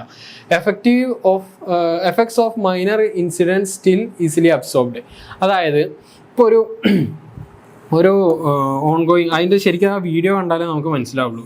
ഇവിടെ ഒരു ബ്ലോക്ക് വന്നിട്ടുണ്ട് എന്നുണ്ടെങ്കിൽ ഒരു 5 സെക്കൻഡിൻ്റെ ബ്ലോക്ക് ആണെന്നുണ്ടെങ്കിൽ പോലും 5 സെക്കൻഡിൻ്റെ ബ്ലോക്ക് അപ്പോഴേക്കന്നെ പോയി. പക്ഷെ എന്ത് സംഭവിക്കുന്നറിയാം, പിന്നെ വരുന്ന വണ്ടികളൊക്കെ ഏകദേശം ഒരു 5 സെക്കൻഡ് ഹോൾഡിൽ വരും. 5 സെക്കൻഡ് അല്ലെങ്കിൽ ഒരു 2 സെക്കൻഡ് 3 സെക്കൻഡ് ഹോൾഡിലേക്ക് വരും. കുറച്ചും കൂടി ഡെൻസർ ആയിട്ടുള്ള ഒരു ഇതാണെന്നുണ്ടെങ്കിൽ. അതിപ്പോൾ ഇങ്ങനെ പറയുമ്പോൾ നിങ്ങൾക്ക് മനസ്സിലാവില്ല. അതിൻ്റെ ഒരു വീഡിയോ അവൈലബിൾ ആണ്, ഇൻ്റർനെറ്റിലൊക്കെ അങ്ങനെ കാണാറുണ്ട്, ചിലപ്പോൾ നിങ്ങളും കണ്ടിട്ടുണ്ടാവും. അങ്ങനെ ഒരു ബ്രേക്ക് ഏതെങ്കിലും ഒരു പോയിന്റിൽ വന്നിട്ടുണ്ടെന്നുണ്ടെങ്കിൽ പിന്നെ ബാക്കിൽ വരുന്നതിനൊക്കെ ബ്ലോക്ക് വരാൻ വന്നു. അതുകൊണ്ടാണ് മൈനർ ഇൻസിഡൻസ് പോലും ഈസിലി അബ്സോർബ് ചെയ്യുമെന്ന് പറഞ്ഞിട്ടുള്ളത്. ചെറിയ ഇൻസിഡൻസ് ആണെങ്കിൽ പോലും അത് നന്നായിട്ട് എഫക്റ്റ് ചെയ്യും. പിന്നെ ലോസ് C എന്ന് പറഞ്ഞിട്ടുണ്ടെന്നുണ്ടെങ്കിൽ a speed at or near FFS എന്നുള്ളതാണ്. അതിൻ്റെ freedom to manoeuvrability is noticeably restricted. Queues may be ഇതല്ല കേട്ടോ, ബിഹൈൻഡ് എനി സിഗ്നിഫിക്കൻറ്റ് ബ്ലോക്കേജ്. അതായത് ഇതിൽ വരുന്ന സ്പീഡ് എന്ന് പറഞ്ഞിട്ടുണ്ടെന്നുണ്ടെങ്കിൽ FFSൻ്റെ അത്ര മാത്രമേ സ്പീഡ് വരുന്നുള്ളൂ. FFS എന്താണെന്നുള്ളതൊക്കെ നമ്മൾ മുന്നേ നോക്കിയിട്ടുള്ളതാണ്. ഈ FFSൻ്റെ അത്ര മാത്രം സ്പീഡ് നമുക്ക് എടുക്കാൻ പറ്റുള്ളൂ ലോസ് Cയിൽ എന്നുള്ളത്. പിന്നെ ഫ്രീഡം ഓഫ് മെനൂവറിറ്റി എന്ന് പറഞ്ഞിട്ടുണ്ടെന്നുണ്ടെങ്കിൽ നോട്ടീസബിളി റെസ്ട്രിക്റ്റഡ് ആണ്. അത്ര അധികം നമുക്കത് ചെയ്യാൻ പറ്റത്തില്ല, അതാണുള്ളത്. Queues may be behind any significant blockage. ഏതെങ്കിലും ഒരു ബ്ലോക്കേജ്, ചെറിയൊരു ബ്ലോക്കേജ് വന്നിട്ടുണ്ടെന്നുണ്ടെങ്കിൽ നീണ്ട ഒരു നിരയുള്ള ഒരു ക്യൂ അതിൻ്റെ പിന്നാലെ അല്ലെങ്കിൽ ഒരു വരിവരിയായിട്ട് വണ്ടികൾ വന്ന് നിൽക്കുന്നുണ്ട് എന്നുള്ളതാണ് പറഞ്ഞെന്നുള്ളത്. May be formed. പിന്നെ ലോസ് ഡി എന്ന് പറയുന്നത് speed decline slightly with the increase of flow. എത്രത്തോളം കുറച്ചും കൂടി മുന്നോട്ട് നീങ്ങുന്നതിനനുസരിച്ചിട്ട് സ്പീഡ് കുറഞ്ഞുകൊണ്ടേയിരിക്കുന്നു, അധികം അങ്ങോട്ട് നീങ്ങാൻ പറ്റാത്തൊരവസ്ഥ. പിന്നെന്താ, density increases more quickly, freedom of manoeuvrability is more noticeably limited, minor incident create queue. അപ്പോൾ ഈ ഇവിടെ ഫസ്റ്റ് പറഞ്ഞപ്പോൾ നമ്മൾ പറഞ്ഞത് മൈനർ ഇൻസിഡൻറ്റ് എന്ന് പറഞ്ഞിട്ടുണ്ടെങ്കിൽ ഈസിലി അബ്സോർബ്ഡ് ആണെന്നുള്ളതാണ്. ഇപ്പോൾ ഈ പറഞ്ഞ മാതിരിയാണെന്നുണ്ടെങ്കിൽ ഒരു 2 സെക്കൻഡിൻ്റെ ഒരു ചെറിയൊരു ബ്ലോക്കേജ് മാത്രമേ അവിടെ വരുന്നുള്ളൂ. ഒരു 2-3 വണ്ടി സ്റ്റോപ്പ് ചെയ്യും അപ്പം തന്നെ എടുക്കും, 2-3 വണ്ടി സ്റ്റോപ്പ് ചെയ്യും അപ്പം തന്നെ എടുക്കും. അതാണ് ഈസിലി അബ്സോർബ്ഡ് എന്ന് പറഞ്ഞിട്ടുള്ളത്. എന്നാൽ ലോസ് ഡിയിലേക്ക് വരുമ്പോൾ അങ്ങനത്തെ ഒരു മൈനർ ഇൻസിഡൻറ്റ് എന്ന് പറഞ്ഞിട്ടുണ്ടെന്നുണ്ടെങ്കിൽ ക്യൂയിങ്ങിലേക്ക് വഴിയൊരുക്കും. അതായത് ചെറിയൊരു ബ്ലോക്കേജ്, ഇപ്പോൾ ചിലപ്പോൾ ഒരു 5 സെക്കൻഡിൻ്റെ ഒരു ബ്ലോക്കേജ് ആണെന്നുണ്ടെങ്കിലും അത്ര അധികം വണ്ടികൾ വന്നിട്ട് ക്യൂ ആയിട്ട് അവിടെ വെയിറ്റ് ചെയ്യേണ്ടി വരും. അതാ മറ്റേ ട്രാഫിക് ഫ്ലോൻ്റെ ഒരു ഇൻറ്റൻസിറ്റി, ട്രാഫിക് വോളിയം എത്രയാണെന്നുള്ളതും കൂടിയാണ് അത് കാണിച്ചു തരുന്നത്. പിന്നെ ഡെൻസിറ്റി ഇൻക്രീസസ് മോർ, അത്രയധികം വണ്ടികളുണ്ട് എന്നുള്ളത്. Freedom of manoeuvrability is noticeably limited. Noticeably limited എന്ന് പറഞ്ഞിട്ടുണ്ടെന്നുണ്ടെങ്കിൽ റെസ്ട്രിക്റ്റഡ് എന്നുള്ളതാണ് അതിന് ചെറിയൊരു അർത്ഥത്തിൽ അവർ പറയുന്നത്. പിന്നെ ലോസ് ഇ എന്ന് പറയുന്നത് operation near or at the capacity. അതെന്ന് പറഞ്ഞിട്ടുണ്ടെന്നുണ്ടെങ്കിൽ no usable gap in the traffic stream, operation extremely volatile, any disruption causes queuing ചെയ്യുന്നുണ്ട്. അതെന്ന് പറഞ്ഞിട്ടുണ്ടെന്നുണ്ടെങ്കിൽ ഈ operation near or at the capacity എന്ന് പറഞ്ഞിട്ടുണ്ടെന്നുണ്ടെങ്കിൽ ഒരു ട്രാഫിക്കിന് അക്യുമുലേറ്റ് ചെയ്യാൻ പറ്റുന്ന മാക്സിമം എമൗണ്ട് ഓഫ് വണ്ടി എന്ന് പറയുന്നതാണ് നമ്മൾ കപ്പാസിറ്റി ആയിട്ട് കണക്ക് കൂട്ടിയിട്ടുള്ളത്. അതിൻ്റെ മാക്സിമത്തിലാണ് നിയർ ഓർ അറ്റ് എന്നാണ് പറയുന്നത്. ഒന്നില്ലെങ്കിൽ ആ കപ്പാസിറ്റീനോട് അടുത്ത് അല്ലെങ്കിൽ അത്രയും വണ്ടികളാണ് അവിടെ ഉണ്ടാവുക, അത്രയും ഡെൻസ് ആയിട്ടുള്ള ഒരു ട്രാഫിക്കാണ് അവിടെ ഉള്ളത്. No usable gaps in the traffic എന്നുണ്ട്. ഒരു തരത്തിലും എങ്ങോട്ടും നീങ്ങാനോ തിരിയാനോ ഒന്നും പറ്റില്ല, ഒരു തരത്തിലുള്ള ഗ്യാപ്പും ഇല്ല. ഏതാണോ ലൈൻ എന്നുണ്ടെങ്കിൽ അത് പിടിച്ച് പോകാന്നുള്ളത് മാത്രമേ ഉള്ളൂ. ഇടുങ്ങിയ വഴിയാവാം, ചിലപ്പോൾ അതുകൊണ്ടും കൂടാവുന്നതാണ്. പിന്നെ പറയുന്നത് ഓപ്പറേഷൻസ് എക്സ്ട്രീംലി വോളറ്റൈൽ എന്നുള്ളതാണ് പറയുന്നത്. ഓപ്പറേഷൻസ് എക്സ്ട്രീംലി വോളറ്റൈൽ എന്ന് പറഞ്ഞിട്ടുണ്ടെന്നുണ്ടെങ്കിൽ ആ ഒരു ടൈം അവിടെ ഉള്ള ട്രാഫിക് കണ്ടീഷൻസും ട്രാഫിക് റൂളുകളും എന്നൊക്കെ പറഞ്ഞിട്ടുണ്ടെന്നുണ്ടെങ്കിൽ കൃത്യമായിട്ട് ഫോളോ ചെയ്യാൻ പറ്റാത്തൊരു കണ്ടീഷനിലേക്ക് എത്തും. കൺജഷൻ കൂടിയിട്ടുണ്ടെന്നുണ്ടെങ്കിൽ സ്വാഭാവികമായിട്ട് ഏതെങ്കിലും ഒരു വണ്ടി കയറിയിട്ടുണ്ടെന്നുണ്ടെങ്കിൽ പിന്നെ അതിൻ്റെ ആ ഒരു അതിനെ കൗണ്ടറാക്ട് ചെയ്യാൻ വേണ്ടിയിട്ട് ബാക്കിയുള്ള എല്ലാ വണ്ടിയൊക്കെ ചിലപ്പോൾ വേറെ വഴിക്ക് പോകേണ്ടി വരും. അതിൽ മൈനോറിറ്റികളും കൂടിയും വല്ലാണ്ട് റെസ്ട്രിക്റ്റ് ചെയ്തിട്ടുണ്ടെന്നുണ്ടെങ്കിൽ പിന്നെ വലിയൊരു ക്യൂവേജ് വരും. അതാണ് അവിടെ പറഞ്ഞിട്ടുള്ളത്. എന്തെങ്കിലും ഒരു സ്ലൈറ്റ് ആയിട്ടുള്ള ഒരു ഡിസ്ട്രപ്ഷൻ വന്നിട്ടുണ്ടെന്നുണ്ടെങ്കിൽ ക്യൂയിങ്ങിലേക്ക് നിൽക്കും, ഒരുപാട് വണ്ടികൾ ക്യൂവിൽ നിൽക്കും. പിന്നെ ലോസ് എഫ് എന്ന് പറയുന്നത് breakdown in flows of queue forms behind the breakdown points. Demand അതായത് കപ്പാസിറ്റീനേക്കാളും കൂടുതലാണ് ഡിമാൻഡ്. അതായത് ആ ഒരു പ്രസന്റ് കണ്ടീഷനിൽ അവിടെയുള്ള ട്രാഫിക് കപ്പാസിറ്റി അല്ലെങ്കിൽ ട്രാഫിക് വോളിയം എന്ന് പറയുന്നത് വല്ലാണ്ട് അധികമാണ്. കപ്പാസിറ്റീനേക്കാൾ കൂടുതലാണ് വോളിയം വരിക. അപ്പോൾ വന്നിട്ടുണ്ടെന്നുണ്ടെങ്കിൽ സ്വാഭാവികമായിട്ടും നമുക്കൊന്നും ചെയ്യാൻ പറ്റില്ല. അത്രയാണ് ഇതിൽ പറയുന്നത്. പിന്നെ ഇത് വെച്ചിട്ടാണ് നമുക്ക് കുറച്ചും കൂടി ക്വാളിറ്റി എങ്ങനെയുണ്ട് എന്നുള്ളത് അനലൈസ് ചെയ്യാൻ പറ്റുന്നത്. ഇതിൽ നോക്കി നോക്കും, ലോസിൽ ഫ്രീ ഫ്ലോ എ എന്ന് പറയുന്നത് ഫ്രീ ഫ്ലോ ആയിട്ട് പോകുന്നതാണ്. അതായത് ഒരു 80 km/h, അതായത് ഫ്രീ ആയിട്ടുള്ളൊരു ഹൈവേ ഒക്കെ കിട്ടുകയാണെന്നുണ്ടെങ്കിൽ നമുക്ക് എന്ത് ചെയ്യാൻ പറ്റും. ഇപ്പോൾ SH ആണെന്നുണ്ടെങ്കിൽ ഓക്കെ 80 വർഷം അങ്ങോട്ട് അറ്റൻഡ് ചെയ്യാൻ പറ്റില്ലെങ്കിൽ പോലും ഹൈവേ ആണെന്നുണ്ടെങ്കിൽ സുഖമായിട്ട് എത്താൻ പറ്റും. അതാണ് ഫ്രീ ഫ്ലോ എന്ന് പറയുന്നത്. High level of physical and psychological comfort, സുഖമായിട്ട് വണ്ടി ഓടിക്കുക, അതാണ് ചുരുക്കത്തിൽ പറയുന്നത്. ലോസ് ബി എന്ന് പറയുന്നത് റീസണബിൾ ഫ്ലോ ആണ്, 70 km അടുത്തൊക്കെ ഉള്ളത്. അവിടെയും ഈ പറഞ്ഞ മാതിരി തന്നെ ഒരു അത്യാവശ്യം നല്ല രീതിയിലുള്ള റീസണബിൾ ആയിട്ടുള്ള ഫിസിക്കലും സൈക്കോളജിക്കലും കംഫർട്ട് നമുക്ക് കിട്ടും. പിന്നെ സി ആണ് വരുന്നത്. സി എന്ന് പറഞ്ഞിട്ടുണ്ടെന്നുണ്ടെങ്കിൽ നിയർ ഫ്രീ ഫ്ലോ 60. അവിടെ പറഞ്ഞിട്ടുണ്ടെന്നുണ്ടെങ്കിൽ ലോക്കൽ ഡിറ്റോറിയേഷൻസും പോസിബിൾ വിത്ത് ബ്ലോക്കേജും ഉണ്ട്.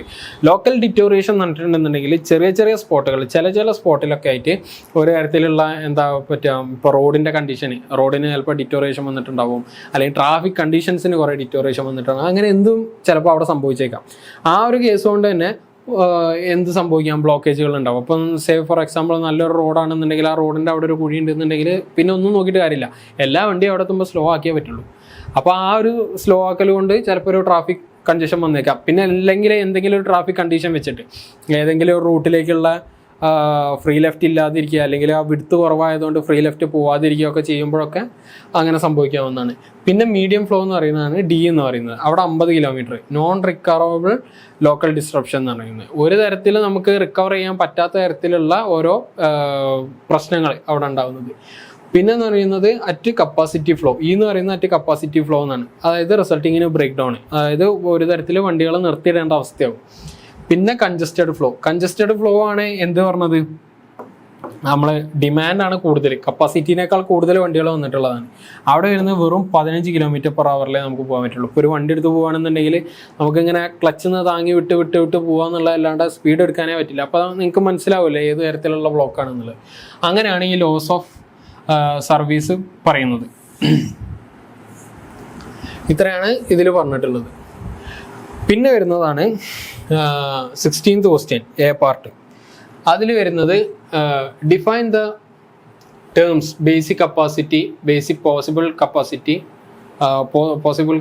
Practical capacity and it's importance in the traffic engineering. 8 മാർക്കിൻ്റെ ക്വസ്റ്റ്യൻ ആണ്.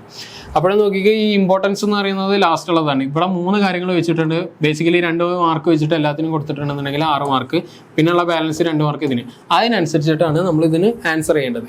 അപ്പോൾ basic capacity or theoretical capacity എന്നുള്ളതാണ് maximum number of passenger car that can pass a point or a lane or a roadway during 1 hour of under the most nearly ideal roadway situation. അതായത് ഒരു ideal ആയിട്ടുള്ള roadway അല്ലെങ്കിൽ traffic condition കൊടുക്കുകയാണെന്നുണ്ടെങ്കിൽ ആ കണ്ടീഷനിൽ പോകാൻ പറ്റുന്ന maximum number of cars ആണ് എന്ത് പറയുന്നത്, അതും 1 hour പെർ അവറിൽ പോകാൻ പറ്റുന്നതിനാണ് ബേസിക് കപ്പാസിറ്റി എന്ന് പറയുന്നത്. എന്നാൽ പോസിബിൾ കപ്പാസിറ്റി എന്ന് പറഞ്ഞിട്ടുണ്ടെന്നുണ്ടെങ്കിൽ the maximum number of vehicle that can pass a given point on a line or a roadway during 1 hour under prevailing roadways or traffic condition.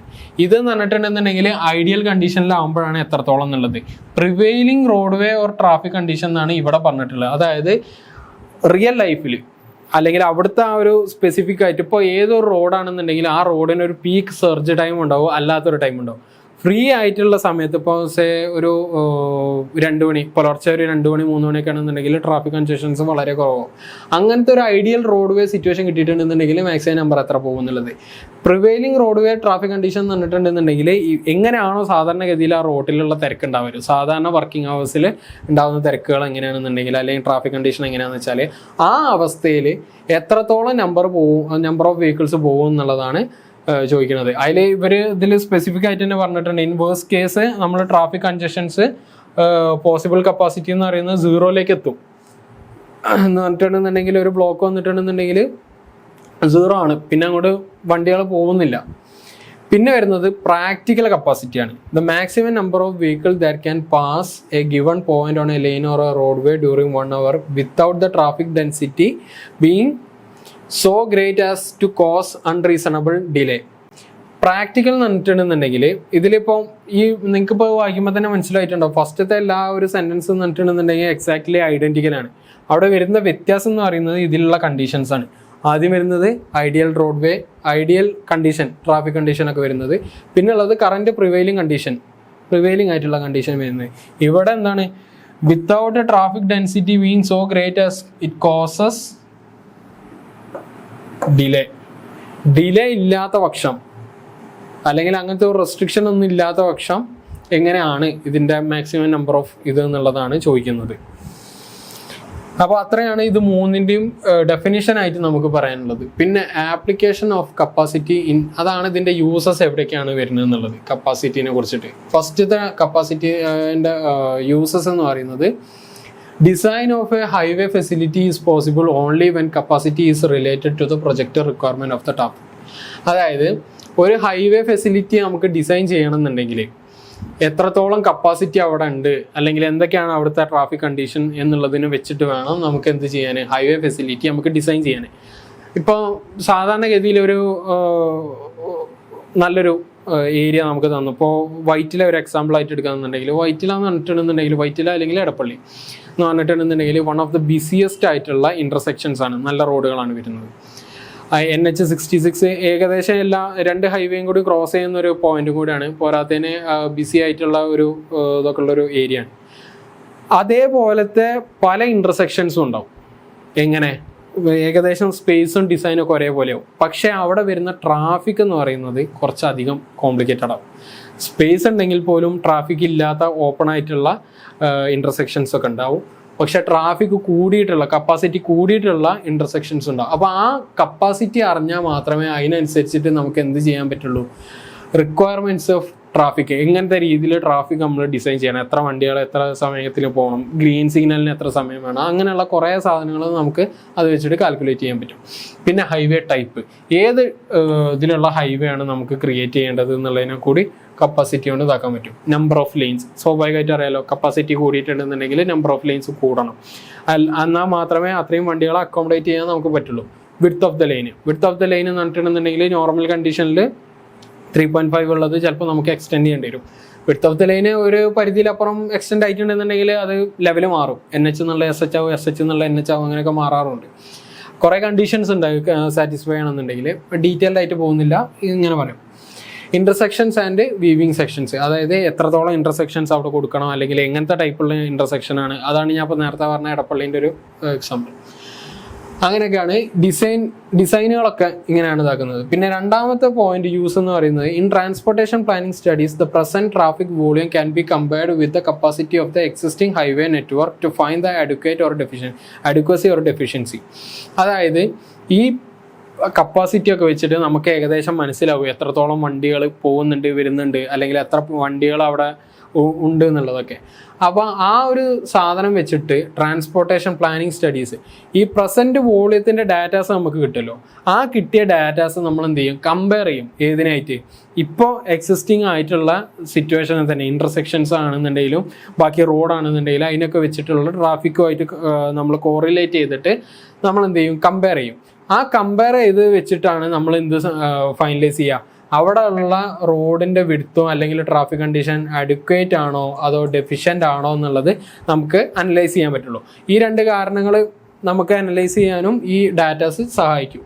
പിന്നെ പറയുന്നതാണ് improvements and changes in the geometric features, junction features, traffic control devices, traffic management measures and can planned effectively if the capacity studies are considered. ഇംപ്രൂവ്മെൻറ്റും കാര്യങ്ങളുമാണ് വരുത്തേണ്ടത്. ഏതിലൊക്കെ ഉള്ളത്? Geometric ഫീച്ചേഴ്സിലുള്ളത്. ആ സ്ഥലത്തുള്ള ജോമെട്രിക് ഫീച്ചേഴ്സ് എന്ന് പറഞ്ഞിട്ടുണ്ടെന്നുണ്ടെങ്കിൽ സ്വാഭാവികമായിട്ടും സ്ഥലത്തിൻ്റെ റെസ്ട്രിക്ഷൻ കൊണ്ട് ആ ജോമെട്രി, ആ റോഡിൻ്റെ വിഡ്ത്തും കാര്യങ്ങളൊക്കെ നമ്മൾ ചെയ്തിട്ടുണ്ടാവുക ചിലപ്പോൾ അതിനനുസരിച്ചിട്ടാവും.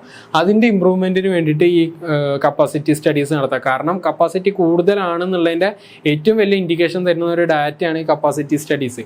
അപ്പോൾ ഇത് കാരണം നമുക്ക് ഒരു സർജ് ഉണ്ടാക്കുകയാണ്, അവിടെ ഇത്ര ഒരു വിഡ്ത്ത് കൂടിയാൽ മാത്രമേ ട്രാഫിക് സുഖമാവുള്ളൂ എന്നുള്ളത്.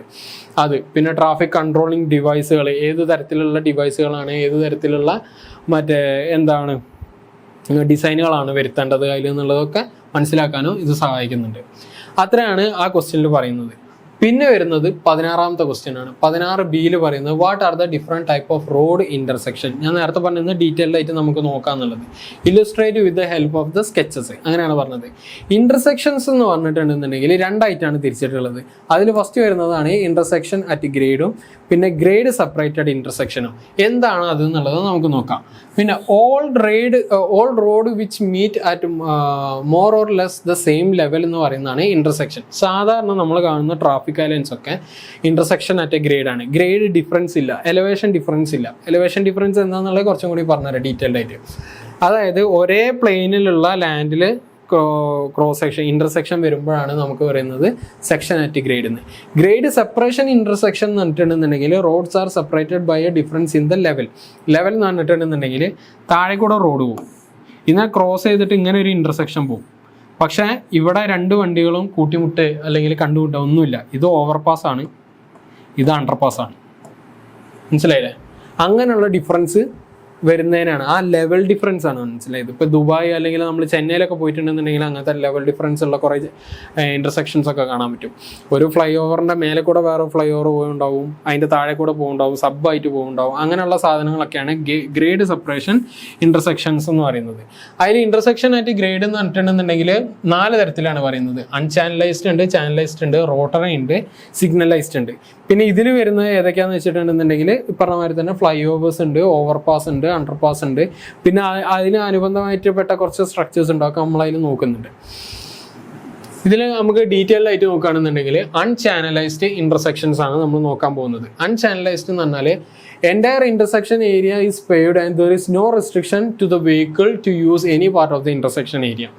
സ്വാഭാവികമായിട്ട് നമ്മൾ പറയുകയാണെന്നുണ്ടെങ്കിൽ ഇപ്പോൾ ചെറിയൊരു കട്ട് റോഡിൽ നിന്ന് ഒരു മെയിൻ റോഡിലേക്കൊക്കെ കയറുകയാണെന്നുണ്ടെങ്കിൽ ഈ കട്ട് റോഡ് വരുന്ന ഭാഗത്ത് നിന്ന് പറഞ്ഞിട്ടുണ്ടെന്നുണ്ടെങ്കിൽ പ്രോപ്പറായിട്ട് ഒരു സൈഡൊന്നും ഉണ്ടാവില്ല. വണ്ടി വന്ന് നിൽക്കുന്നത് ചിലപ്പോൾ സെൻറ്ററിലാവും. ലെഫ്റ്റിലുള്ള വണ്ടി ലെഫ്റ്റും റൈറ്റിലുള്ള വണ്ടി റൈറ്റ്, അങ്ങനത്തെ ഒരു പൊസിഷനൊന്നുമില്ല. ചിലപ്പോൾ ഈ റൈറ്റിൽ വന്നിട്ടാവും ലെഫ്റ്റിലേക്ക് കയറുക, ലെഫ്റ്റിലുള്ളതാവും പിന്നെ റൈറ്റിലേക്ക് കയറുക. അങ്ങനെ പല രീതിയിൽ തോന്നിയ പോലെ പോകാൻ പറ്റുന്നതാണ്. ചെറിയ ചെറിയ റോഡ് ഇൻ്റർസെക്ഷൻസിലൊക്കെയാണ് അങ്ങനെ വരാറ്. അപ്പോൾ സപ്പോസ് ഇപ്പോൾ ഇങ്ങനെ ഒരു വണ്ടി വെക്കുകയാണെന്നുണ്ടെങ്കിൽ ഇവിടെ ആവും ചിലപ്പോൾ ഒരു വണ്ടി വന്നിട്ടുണ്ടാവുക, ഇതിൽ ലെഫ്റ്റും റൈറ്റും ഒന്നും ഇല്ല. അപ്പോൾ സ്വാഭാവികമായിട്ടും ഇവിടുന്ന് ഒരു ബൈക്കാരൻ വന്നിട്ടുണ്ടെന്നുണ്ടെങ്കിൽ ബൈക്കാരൻ ഇങ്ങനെ വന്നിട്ടാണ് കയറേണ്ടത്. ബൈക്കാരൻ ഇവിടെ ഗ്യാപ്പ് കണ്ടപ്പോൾ ഇങ്ങനെ കയറും. അങ്ങനെയുള്ള അൺചാനലൈസ്ഡ് ആയിട്ട് അപ്പോൾ ഇവനാണെന്നുണ്ടെങ്കിൽ പോകണമെന്നുണ്ടെങ്കിൽ റൈറ്റ് പിടിച്ചെടുക്കാൻ അങ്ങനത്തെ ഒരു പ്രശ്നവുമില്ല. അവിടെ ഒരു തരത്തിലും ചാനലൈസ് ചെയ്തിട്ടില്ല. അങ്ങനത്തെ സാധനങ്ങളാണുള്ളത്. Lowest class of intersection easy to construct ചെയ്യാൻ മാത്രം അതിൽ കാര്യമായിട്ടൊന്നുമില്ല. സാധാ ഒരു രണ്ട് റോഡിൻ്റെ ഇൻ്റർസെക്ഷൻ മാത്രമേ ഉള്ളൂ.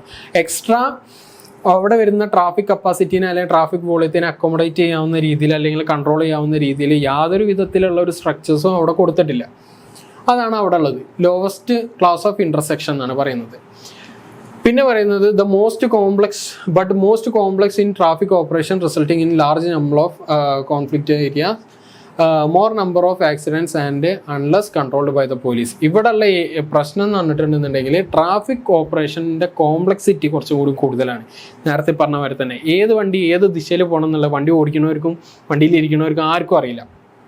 അപ്പോൾ ഇതിനൊരു പ്രോപ്പർ കൺട്രോളിങ് വേണം പോലീസുകാർ. അല്ലെങ്കിൽ എന്ത് സംഭവിക്കാൻ പറ്റും? ഒരു കെയോസ് അവിടെ ആകെ റാൻഡമായിട്ട് വണ്ടി പോകും. ഏതെങ്കിലും ഒരു വണ്ടിക്ക് കുറുകെ വന്ന് നിന്നിട്ടുണ്ടെന്നുണ്ടെങ്കിൽ ചിലപ്പോൾ ആ ഒരു ഹോൾ ഏരിയ പിന്നെ അനങ്ങാൻ പറ്റില്ല. ഏതെങ്കിലും ഒരു വണ്ടിക്ക് ഇവിടുന്ന് വന്നിട്ടുള്ളൊരു വണ്ടി, ഒരു ലെങ്ത്തുള്ളൊരു വണ്ടിയാണ്, ഇവിടുന്ന് വന്നിട്ട് ഇങ്ങനെ ബ്ലോക്ക് ഇട്ട് നിൽക്കാമെന്ന് വിചാരിച്ചു. പിന്നെ ഇവിടുന്ന് വരുന്ന വണ്ടികൾക്കും പോകാൻ പറ്റില്ല, ഇങ്ങോട്ടും പോകാൻ പറ്റില്ല, എല്ലാതും ബ്ലോക്കായി. അപ്പോൾ ഇതിന് ചാനലൈസേഷൻ ഇല്ലാത്തതിൻ്റെയാണ് മെയിൻ പ്രശ്നം. അപ്പോൾ അത് കൺട്രോൾ ചെയ്യാൻ വേണ്ടിയിട്ട് പോലീസുകാർ വേണം. അല്ലാന്നുണ്ടെങ്കിൽ കോംപ്ലക്സിറ്റി വരും, എന്തിൽ ട്രാഫിക് ഓപ്പറേഷനിൽ വരും. അത് കാരണം കുറേ കോൺഫ്ലിക്റ്റ് ഏരിയാസും ഉണ്ടാവാം. പിന്നെ വരുന്നതാണ് ചാനലൈസ്ഡ്. അതിൻ്റെ ഡയഗ്രാം കൊടുത്തിട്ടുണ്ട്. ചാനലൈസ്ഡ് എന്ന് പറഞ്ഞിട്ടുണ്ടെന്നുണ്ടെങ്കിൽ islands are provided to create channelize. ഇതുപോലുള്ള ഐലൻഡുകൾ പ്രൊവൈഡ് ചെയ്തിട്ടുണ്ട് എന്ത് ചെയ്യാൻ? ചാനലൈസ് ചെയ്യാൻ. ഇതിലെ പോവാം, ഇപ്പോൾ ഇതിലെ വരാനാണല്ലേ, ഇങ്ങനെ ഒരു ഡയറക്ഷൻ. അങ്ങനെ എവിടേക്കാണോ പോകേണ്ടത് അവിടേക്ക് കറക്റ്റായിട്ട് ചാനൽ തിരിച്ച് വിടുന്ന ആ ഒരു ഇതാണ്. ഇപ്പോൾ ഈ വണ്ടീനെ സംബന്ധിച്ചിടത്തോളം റൈറ്റിലേക്ക് പോകുന്നുണ്ടെങ്കിൽ ഈ ഒരു ചാനലാണ് യൂസ് ചെയ്യേണ്ടത്. സ്ട്രൈറ്റ് പോകണമെന്നുണ്ടെങ്കിൽ ഈ ഒരു ചാനൽ. ഇനിയിപ്പോൾ സ്ട്രൈറ്റ് പോയിട്ട് ലെഫ്റ്റ് എടുക്കണമെന്നുണ്ടെങ്കിൽ ഈ ചാനൽ വന്നിട്ട് ഇങ്ങനെയൊക്കെ കട്ട് ചെയ്ത് കയറാം. അങ്ങനെ കറക്റ്റായിട്ട് ഏത് റൂട്ടിലേക്ക് പോകണമെന്നുള്ളതിനെ കുറിച്ചിട്ട് നല്ല രീതിയിൽ അവിടെ ഒരു സ്ട്രക്ചർ വരെ, ഐലൻഡ് വരെ പണിത് വെച്ചിട്ട് കാണിച്ചു കൊടുത്തതാണ് ഈ മറ്റേ ചാനലൈസ്ഡ് ഇൻ്റർസെക്ഷൻ എന്ന് പറയുന്നത്. Channelization islands reduce the total conflict area. ടോട്ടലായിട്ട് വരുന്ന കോൺഫ്ലിക്റ്റ് ഏരിയ കുറയ്ക്കും. അതായത് എല്ലാ വണ്ടിക്കും എവിടേക്ക് എങ്ങനെ പോകണം എന്നുള്ളതിനെ കുറിച്ചിട്ടുള്ള വ്യക്തമായ ഒരു ധാരണ ഉള്ളതുകൊണ്ട് വേറൊരു കോംപ്ലിക്കേഷൻ അവിടെ വരുന്നില്ല. Size and shape of the channelisation island are so designed as to control and regulate the approach angle and the relative speed of the vehicle. ഈ ചാനലൈസേഷൻ ഐലൻഡുകളുടെ സൈസും ഇതൊക്കെ ഡിസൈൻ ചെയ്തിട്ടുള്ളത് കൺട്രോൾ ആൻഡ് റെഗുലേറ്റ്. എന്തിനൊക്കെയാണ് യൂസ് ചെയ്തിട്ടുള്ളത്? Regulate ചെയ്യാനും control ചെയ്യാനും. എന്തിന്? Approach ആംഗിളും സ്പീഡും. അതായത് ഏത് ആംഗിളിൽ വണ്ടി വരുന്നു, ഏത് ആംഗിളിലേക്ക് പോകുന്നു, എത്ര ഡിഗ്രി ആംഗിളിലേക്കാണ് പോകേണ്ടത്, ആ പോകുന്നതിന് എത്ര സ്പീഡ് വേണം. ഇപ്പം നല്ലൊരു രീതിയിലുള്ള ഒരു ടേൺ ആണെന്നുണ്ടെങ്കിൽ സ്വാഭാവികമായിട്ടും അത്ര സ്പീഡിൽ വണ്ടി പോകാൻ പറ്റില്ല. അപ്പോൾ അതൊക്കെ കൺട്രോൾ ചെയ്യാനും എന്ത് സഹായിക്കും? ഈ ഐലൻഡുകൾ സഹായിക്കും. അതാണ് അതിൽ പറയുന്നത്. പിന്നെ വരുന്നത് rotary. Rotary intersection is a enlarged road intersection where all converging vehicle are forced to move around a large circle island, central island in one direction before they leave out the. അതായത് എവിടുന്ന് വരുന്ന വണ്ടിയാണെന്നുണ്ടെങ്കിലും ഈ വട്ടം ചുറ്റാൻ അവർ ബാധ്യസ്ഥരാണ്. ആ വട്ടം ചുറ്റിയതിന് ശേഷമാണ് ഏത് ഭാഗത്തേക്ക് പോകണം എന്നുള്ളത് ഇതാക്കാൻ പറ്റുക. അപ്പോൾ എല്ലാ ഭാഗത്തു നിന്നും വരുന്ന വണ്ടികൾ ഈ ഒരു സർക്കുലർ മോഷനിൽ പാർട്ടിസിപ്പേറ്റ് ചെയ്യുക. അത് ഏത് രീതിയിലാവും? ക്ലോക്ക് വൈസ് ആവും. ആൻറ്റി ക്ലോക്ക് വൈസ് ആയിട്ട് പോകാറില്ല. ക്ലോക്ക് വൈസ് ആയിട്ടുള്ള ഡയറക്ഷനിലാണ് റൊട്ടേറ്റ് ചെയ്യുക. അത് പല തരത്തിലുള്ളുണ്ട്. റോട്ടറി എന്ന് പറയുന്നത് ടർബൈൻ ആയിട്ട് വരുന്നുണ്ട്, ടാൻജൻ്റ് ആയിട്ട് വരുന്നുണ്ട്, എലിപ്റ്റിക്കൽ ആയിട്ട് വരുന്നുണ്ട്. ഇതിൽ ഏതെങ്കിലും ഒന്ന് എടുത്തിട്ട് വരച്ചു കൊടുത്താൽ അത് മതിയാവും. പിന്നെ വരുന്നത് സിഗ്നലൈസ്ഡ് ഇൻ്റർസെക്ഷൻ എന്നാണ്. സിഗ്നലൈസ്ഡ് ഇൻ്റർസെക്ഷൻ എന്ന് പറഞ്ഞിട്ടുണ്ടെന്നുണ്ടെങ്കിൽ സ്വാഭാവികമായിട്ട് നമുക്ക് എല്ലാവർക്കും അറിയുന്നത് തന്നെയാണ്. സിഗ്നലിൻ്റെ ബേസിസിൽ ഇൻ്റർസെക്ഷൻസ് പ്രൊവൈഡ് ചെയ്യുക. ഓരോ സിഗ്നൽസ് ഉണ്ടാവും എല്ലായിടത്തും. പറഞ്ഞ മാതിരി തന്നെ ആ സിഗ്നലിനെ ബേസ് ചെയ്തിട്ടാണ് അവിടുത്തെ ട്രാഫിക് ഫ്ലോ കൺട്രോൾ ചെയ്യുന്നത്. Intersection at grade control by the traffic signals. Traffic signals ആണ് എന്ത് കൺട്രോൾ ചെയ്യുന്നത്? ട്രാഫിക് ഫ്ലോ കൺട്രോൾ ചെയ്യുന്നത്. Automatic traffic control system are operated by electric powers. എത്ര സമയം ഒരു ലൈനിലേക്ക് ഗ്രീൻ സിഗ്നൽ ആവണം, അവിടെ എത്ര സമയം കഴിഞ്ഞാൽ ഇതാവണം. ചിലപ്പോൾ ആ വരുന്ന വഴി എന്ന് പറഞ്ഞിട്ടുണ്ടെന്നുണ്ടെങ്കിൽ ഏറ്റവും ബിസി ആയിട്ടുള്ള ഒരു NH എന്ന് കയറി വരുന്നു, പിന്നെ സ്പ്ലിറ്റ് ചെയ്ത് പോകുന്നത് 3 സ്റ്റേറ്റ് ഹൈവേക്കൊക്കെ. അങ്ങനെയുള്ളൊരു കണ്ടീഷൻ വെക്കുകയാണെന്നുണ്ടെങ്കിൽ, അങ്ങനത്തെ ഒരു കണ്ടീഷനിൽ വരുമ്പോൾ ഈ NH എന്ന് വരുന്ന വണ്ടികളുടെ എണ്ണം കൂടുതലാവും. ബാക്കി സ്റ്റേറ്റ് ഹൈവേയിലുള്ള വണ്ടികൾ എന്ന് പറഞ്ഞിട്ടുണ്ടെന്നുണ്ടെങ്കിൽ കുറവാകും കമ്പാരിറ്റീവ്ലി. അപ്പോൾ ഈ എല്ലാവർക്കും ഗ്രീൻ സിഗ്നൽ ഒരേ സമയം കൊടുത്തിട്ട് കാര്യമില്ല. അപ്പോൾ ട്രാഫിക് കൺജഷൻ കൂടും ചില ഏരിയയിൽ. അപ്പോൾ അതൊക്കെ കൺട്രോൾ ചെയ്യുന്നത് ഓട്ടോമാറ്റിക് ആയിട്ടുള്ള ട്രാഫിക് കൺട്രോളിങ് യൂണിറ്റുകൾ അതിന് സ്പെഷ്യലൈസ് ചെയ്ത് കൊടുത്തിട്ടുണ്ട്. ഇതൊക്കെ ആദ്യം സെറ്റ് ചെയ്ത് പിന്നെ അത് ഓട്ടോമാറ്റിക്കായിട്ട് അതിനനുസരിച്ചിട്ട് തന്നെ ചെയ്തു പോയിക്കോളും. The crossing conflict are avoided by the time separation and that is by stopping and letting go. അതായത് ഇതൊന്നും ഇല്ലാത്തൊരു പക്ഷം 4 ഭാഗത്തുനിന്ന് വണ്ടികൾ വന്നിട്ടുണ്ടെന്നുണ്ടെങ്കിൽ ഈ ഒരു പോയിന്റ് വന്നിട്ടുണ്ടെന്നുണ്ടെങ്കിൽ ഒരു കോൺഫ്ലിക്റ്റ് സോണാണ് എന്ന് പറഞ്ഞിട്ടുണ്ടെന്നുണ്ടെങ്കിൽ എല്ലാ ഭാഗത്തുനിന്ന് വരുന്ന വണ്ടികളും ഇതാക്കും. ആ കോൺഫ്ലിക്റ്റിനെ എങ്ങനെയാണ് ഇവർ മാറ്റുന്നതെന്നാണ് പറയുന്നതെന്നറിയാം. ടൈം സെപ്പറേഷൻ കാരണം. ടൈം സെപ്പറേഷൻ അതായത് സ്റ്റോപ്പിംഗ് ആൻഡ് ലെറ്റിംഗ് ഗോ. ആദ്യം നിർത്തും, ഇവിടെ ബ്ലോക്ക് ചെയ്യും, എന്നിട്ട് ബാക്കിയുള്ള ഫ്ലോ കറക്റ്റായിട്ട് പോയി എന്ന് കണ്ടാൽ ഇങ്ങനെ തിരിഞ്ഞു പോയിട്ടുണ്ടെന്നുണ്ടെങ്കിൽ ഒരു പെർട്ടിക്കുലർ ടൈം കഴിഞ്ഞിട്ടുണ്ടെന്നുണ്ടെങ്കിൽ പിന്നെന്ത് ചെയ്യും? ഇത് ഓപ്പൺ ആവും. ഇതിന് ഇത്ര അധികം എക്സ്പ്ലെയിൻ ചെയ്യേണ്ട ആവശ്യമില്ല എന്ന് തോന്നുന്നു, നിങ്ങൾക്ക് മനസ്സിലാവും. അത് വണ്ടി ഓടിക്കുന്ന ആരാണെന്നുണ്ടെങ്കിലും ഇങ്ങനൊരു സിഗ്നൽ നമ്മളെ ഇതിലുണ്ടായിട്ടുള്ളതാണ്. അപ്പോൾ അങ്ങനെ സ്റ്റോപ്പിംഗ് ആൻഡ് ലെറ്റിംഗ് ഗോ എന്ന് പറഞ്ഞിട്ടാണ് നമ്മൾ എന്ത് ചെയ്യുന്നത്? ടൈം സെപ്പറേഷൻ കൊണ്ടാണ് ഇവിടെയുള്ള കോൺഫ്ലിക്റ്റുകൾ കുറയ്ക്കുന്നത്. പിന്നെ വരുന്നത് ഗ്രേഡ് സെപ്പറേഷൻ ഇൻ്റർസെക്ഷൻസ് ആണ്. അതിൽ ഓവർപാസും അണ്ടർപാസും ഉണ്ട്. ഓവർപാസ് അണ്ടർപാസ് എന്ന് പറയുന്നത് ഇപ്പോൾ ഡയഗ്രാമാറ്റിക് ആയിട്ട് അതിൽ വരയ്ക്കാനുള്ളതൊന്നും കൂടുതൽ ഞാൻ കണ്ടിട്ടുണ്ടായിരുന്നില്ല. അപ്പോൾ അതിൽ ഓവർപാസ് അണ്ടർപാസ് അതുപോലെ തന്നെ ഗ്രേഡ് സെപ്പറേറ്റഡ് ഇൻ്റർസെക്ഷനിൽ 2 തരത്തിലുള്ള ഇൻ്റർസെക്ഷൻസ് വരുന്നുണ്ട്. Grade separate intersection without interchange ഉണ്ട്, grade separation intersection within interchange ഉണ്ട്. വിത്ത് ഇൻ്റർചേഞ്ച് ഇന്നുണ്ടോ?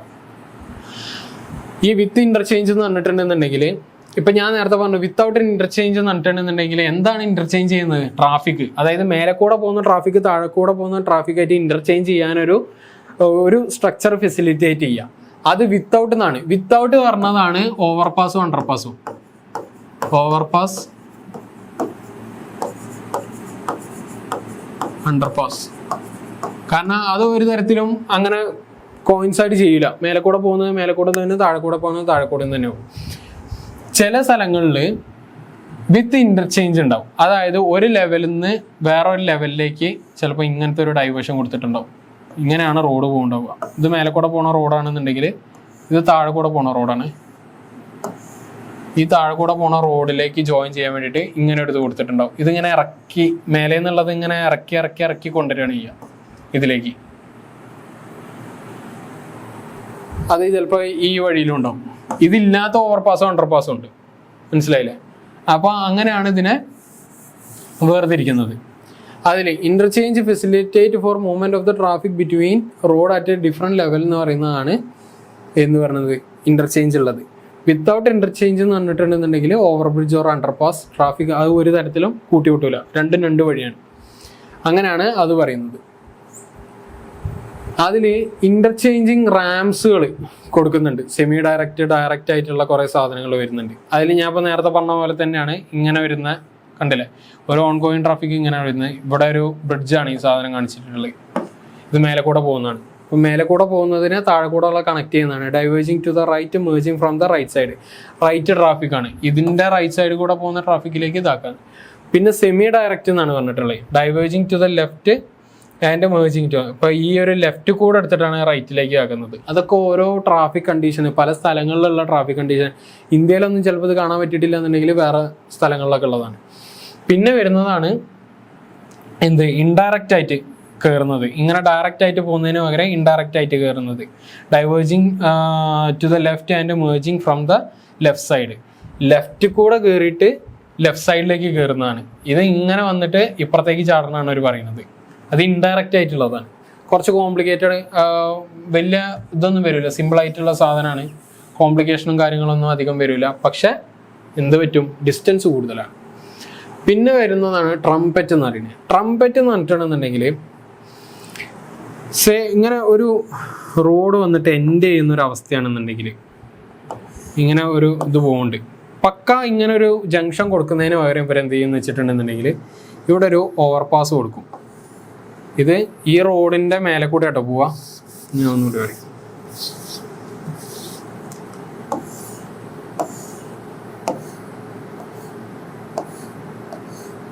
ഈ റോഡ് ഇവിടെ തീരണ്ട. സാധാരണഗതിയിൽ നമ്മൾ എന്താ ചെയ്യുക, ഇവിടെ വെച്ചിട്ട് നിർത്തിയിട്ട് ഇവിടെ ഒരു ട്രാഫിക് ഐലൻഡ് ഇട്ടിട്ട് അങ്ങോട്ടും ഇങ്ങോട്ടും ഇതാക്കും. നേരെ മറിച്ചിട്ട് ഇവരിങ്ങനെ ഈ സാധനം ഇങ്ങനെ ഗ്രാജുവലി ചെരിച്ച് ഇങ്ങനെ കൊണ്ടുവരും,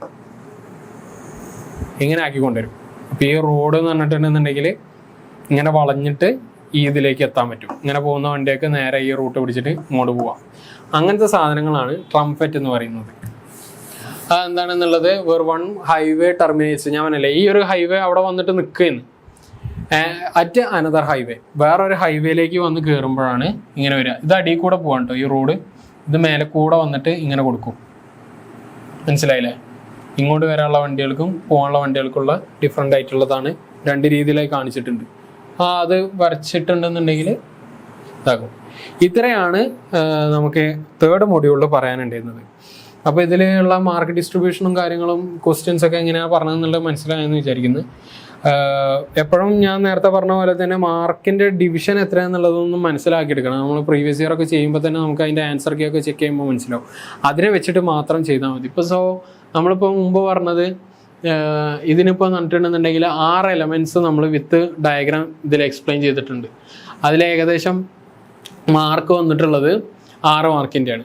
ഓരോ മാർക്ക് ഓരോന്നിന് വെച്ച് കിട്ടുകയാണെന്ന് തന്നെ ഇതാക്കണം. അല്ലെന്നുണ്ടെങ്കിൽ ആ 4 തന്നെ എക്സ്പ്ലെയിൻ ചെയ്തിട്ട് എഴുതിയ 1.5 മാർക്കിന് അതും കിട്ടും.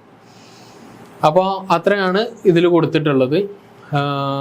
ഈ തേർഡ് മൊഡ്യൂൾ നമ്മളിവിടെ കൺക്ലൂഡ് ചെയ്യാണ്. പിന്നെ മൊഡ്യൂൾ 4ൻ്റെ part A and part B solution അടുത്ത വീഡിയോയിൽ അപ്ലോഡ് ചെയ്യുന്നതാണ്. Thank U.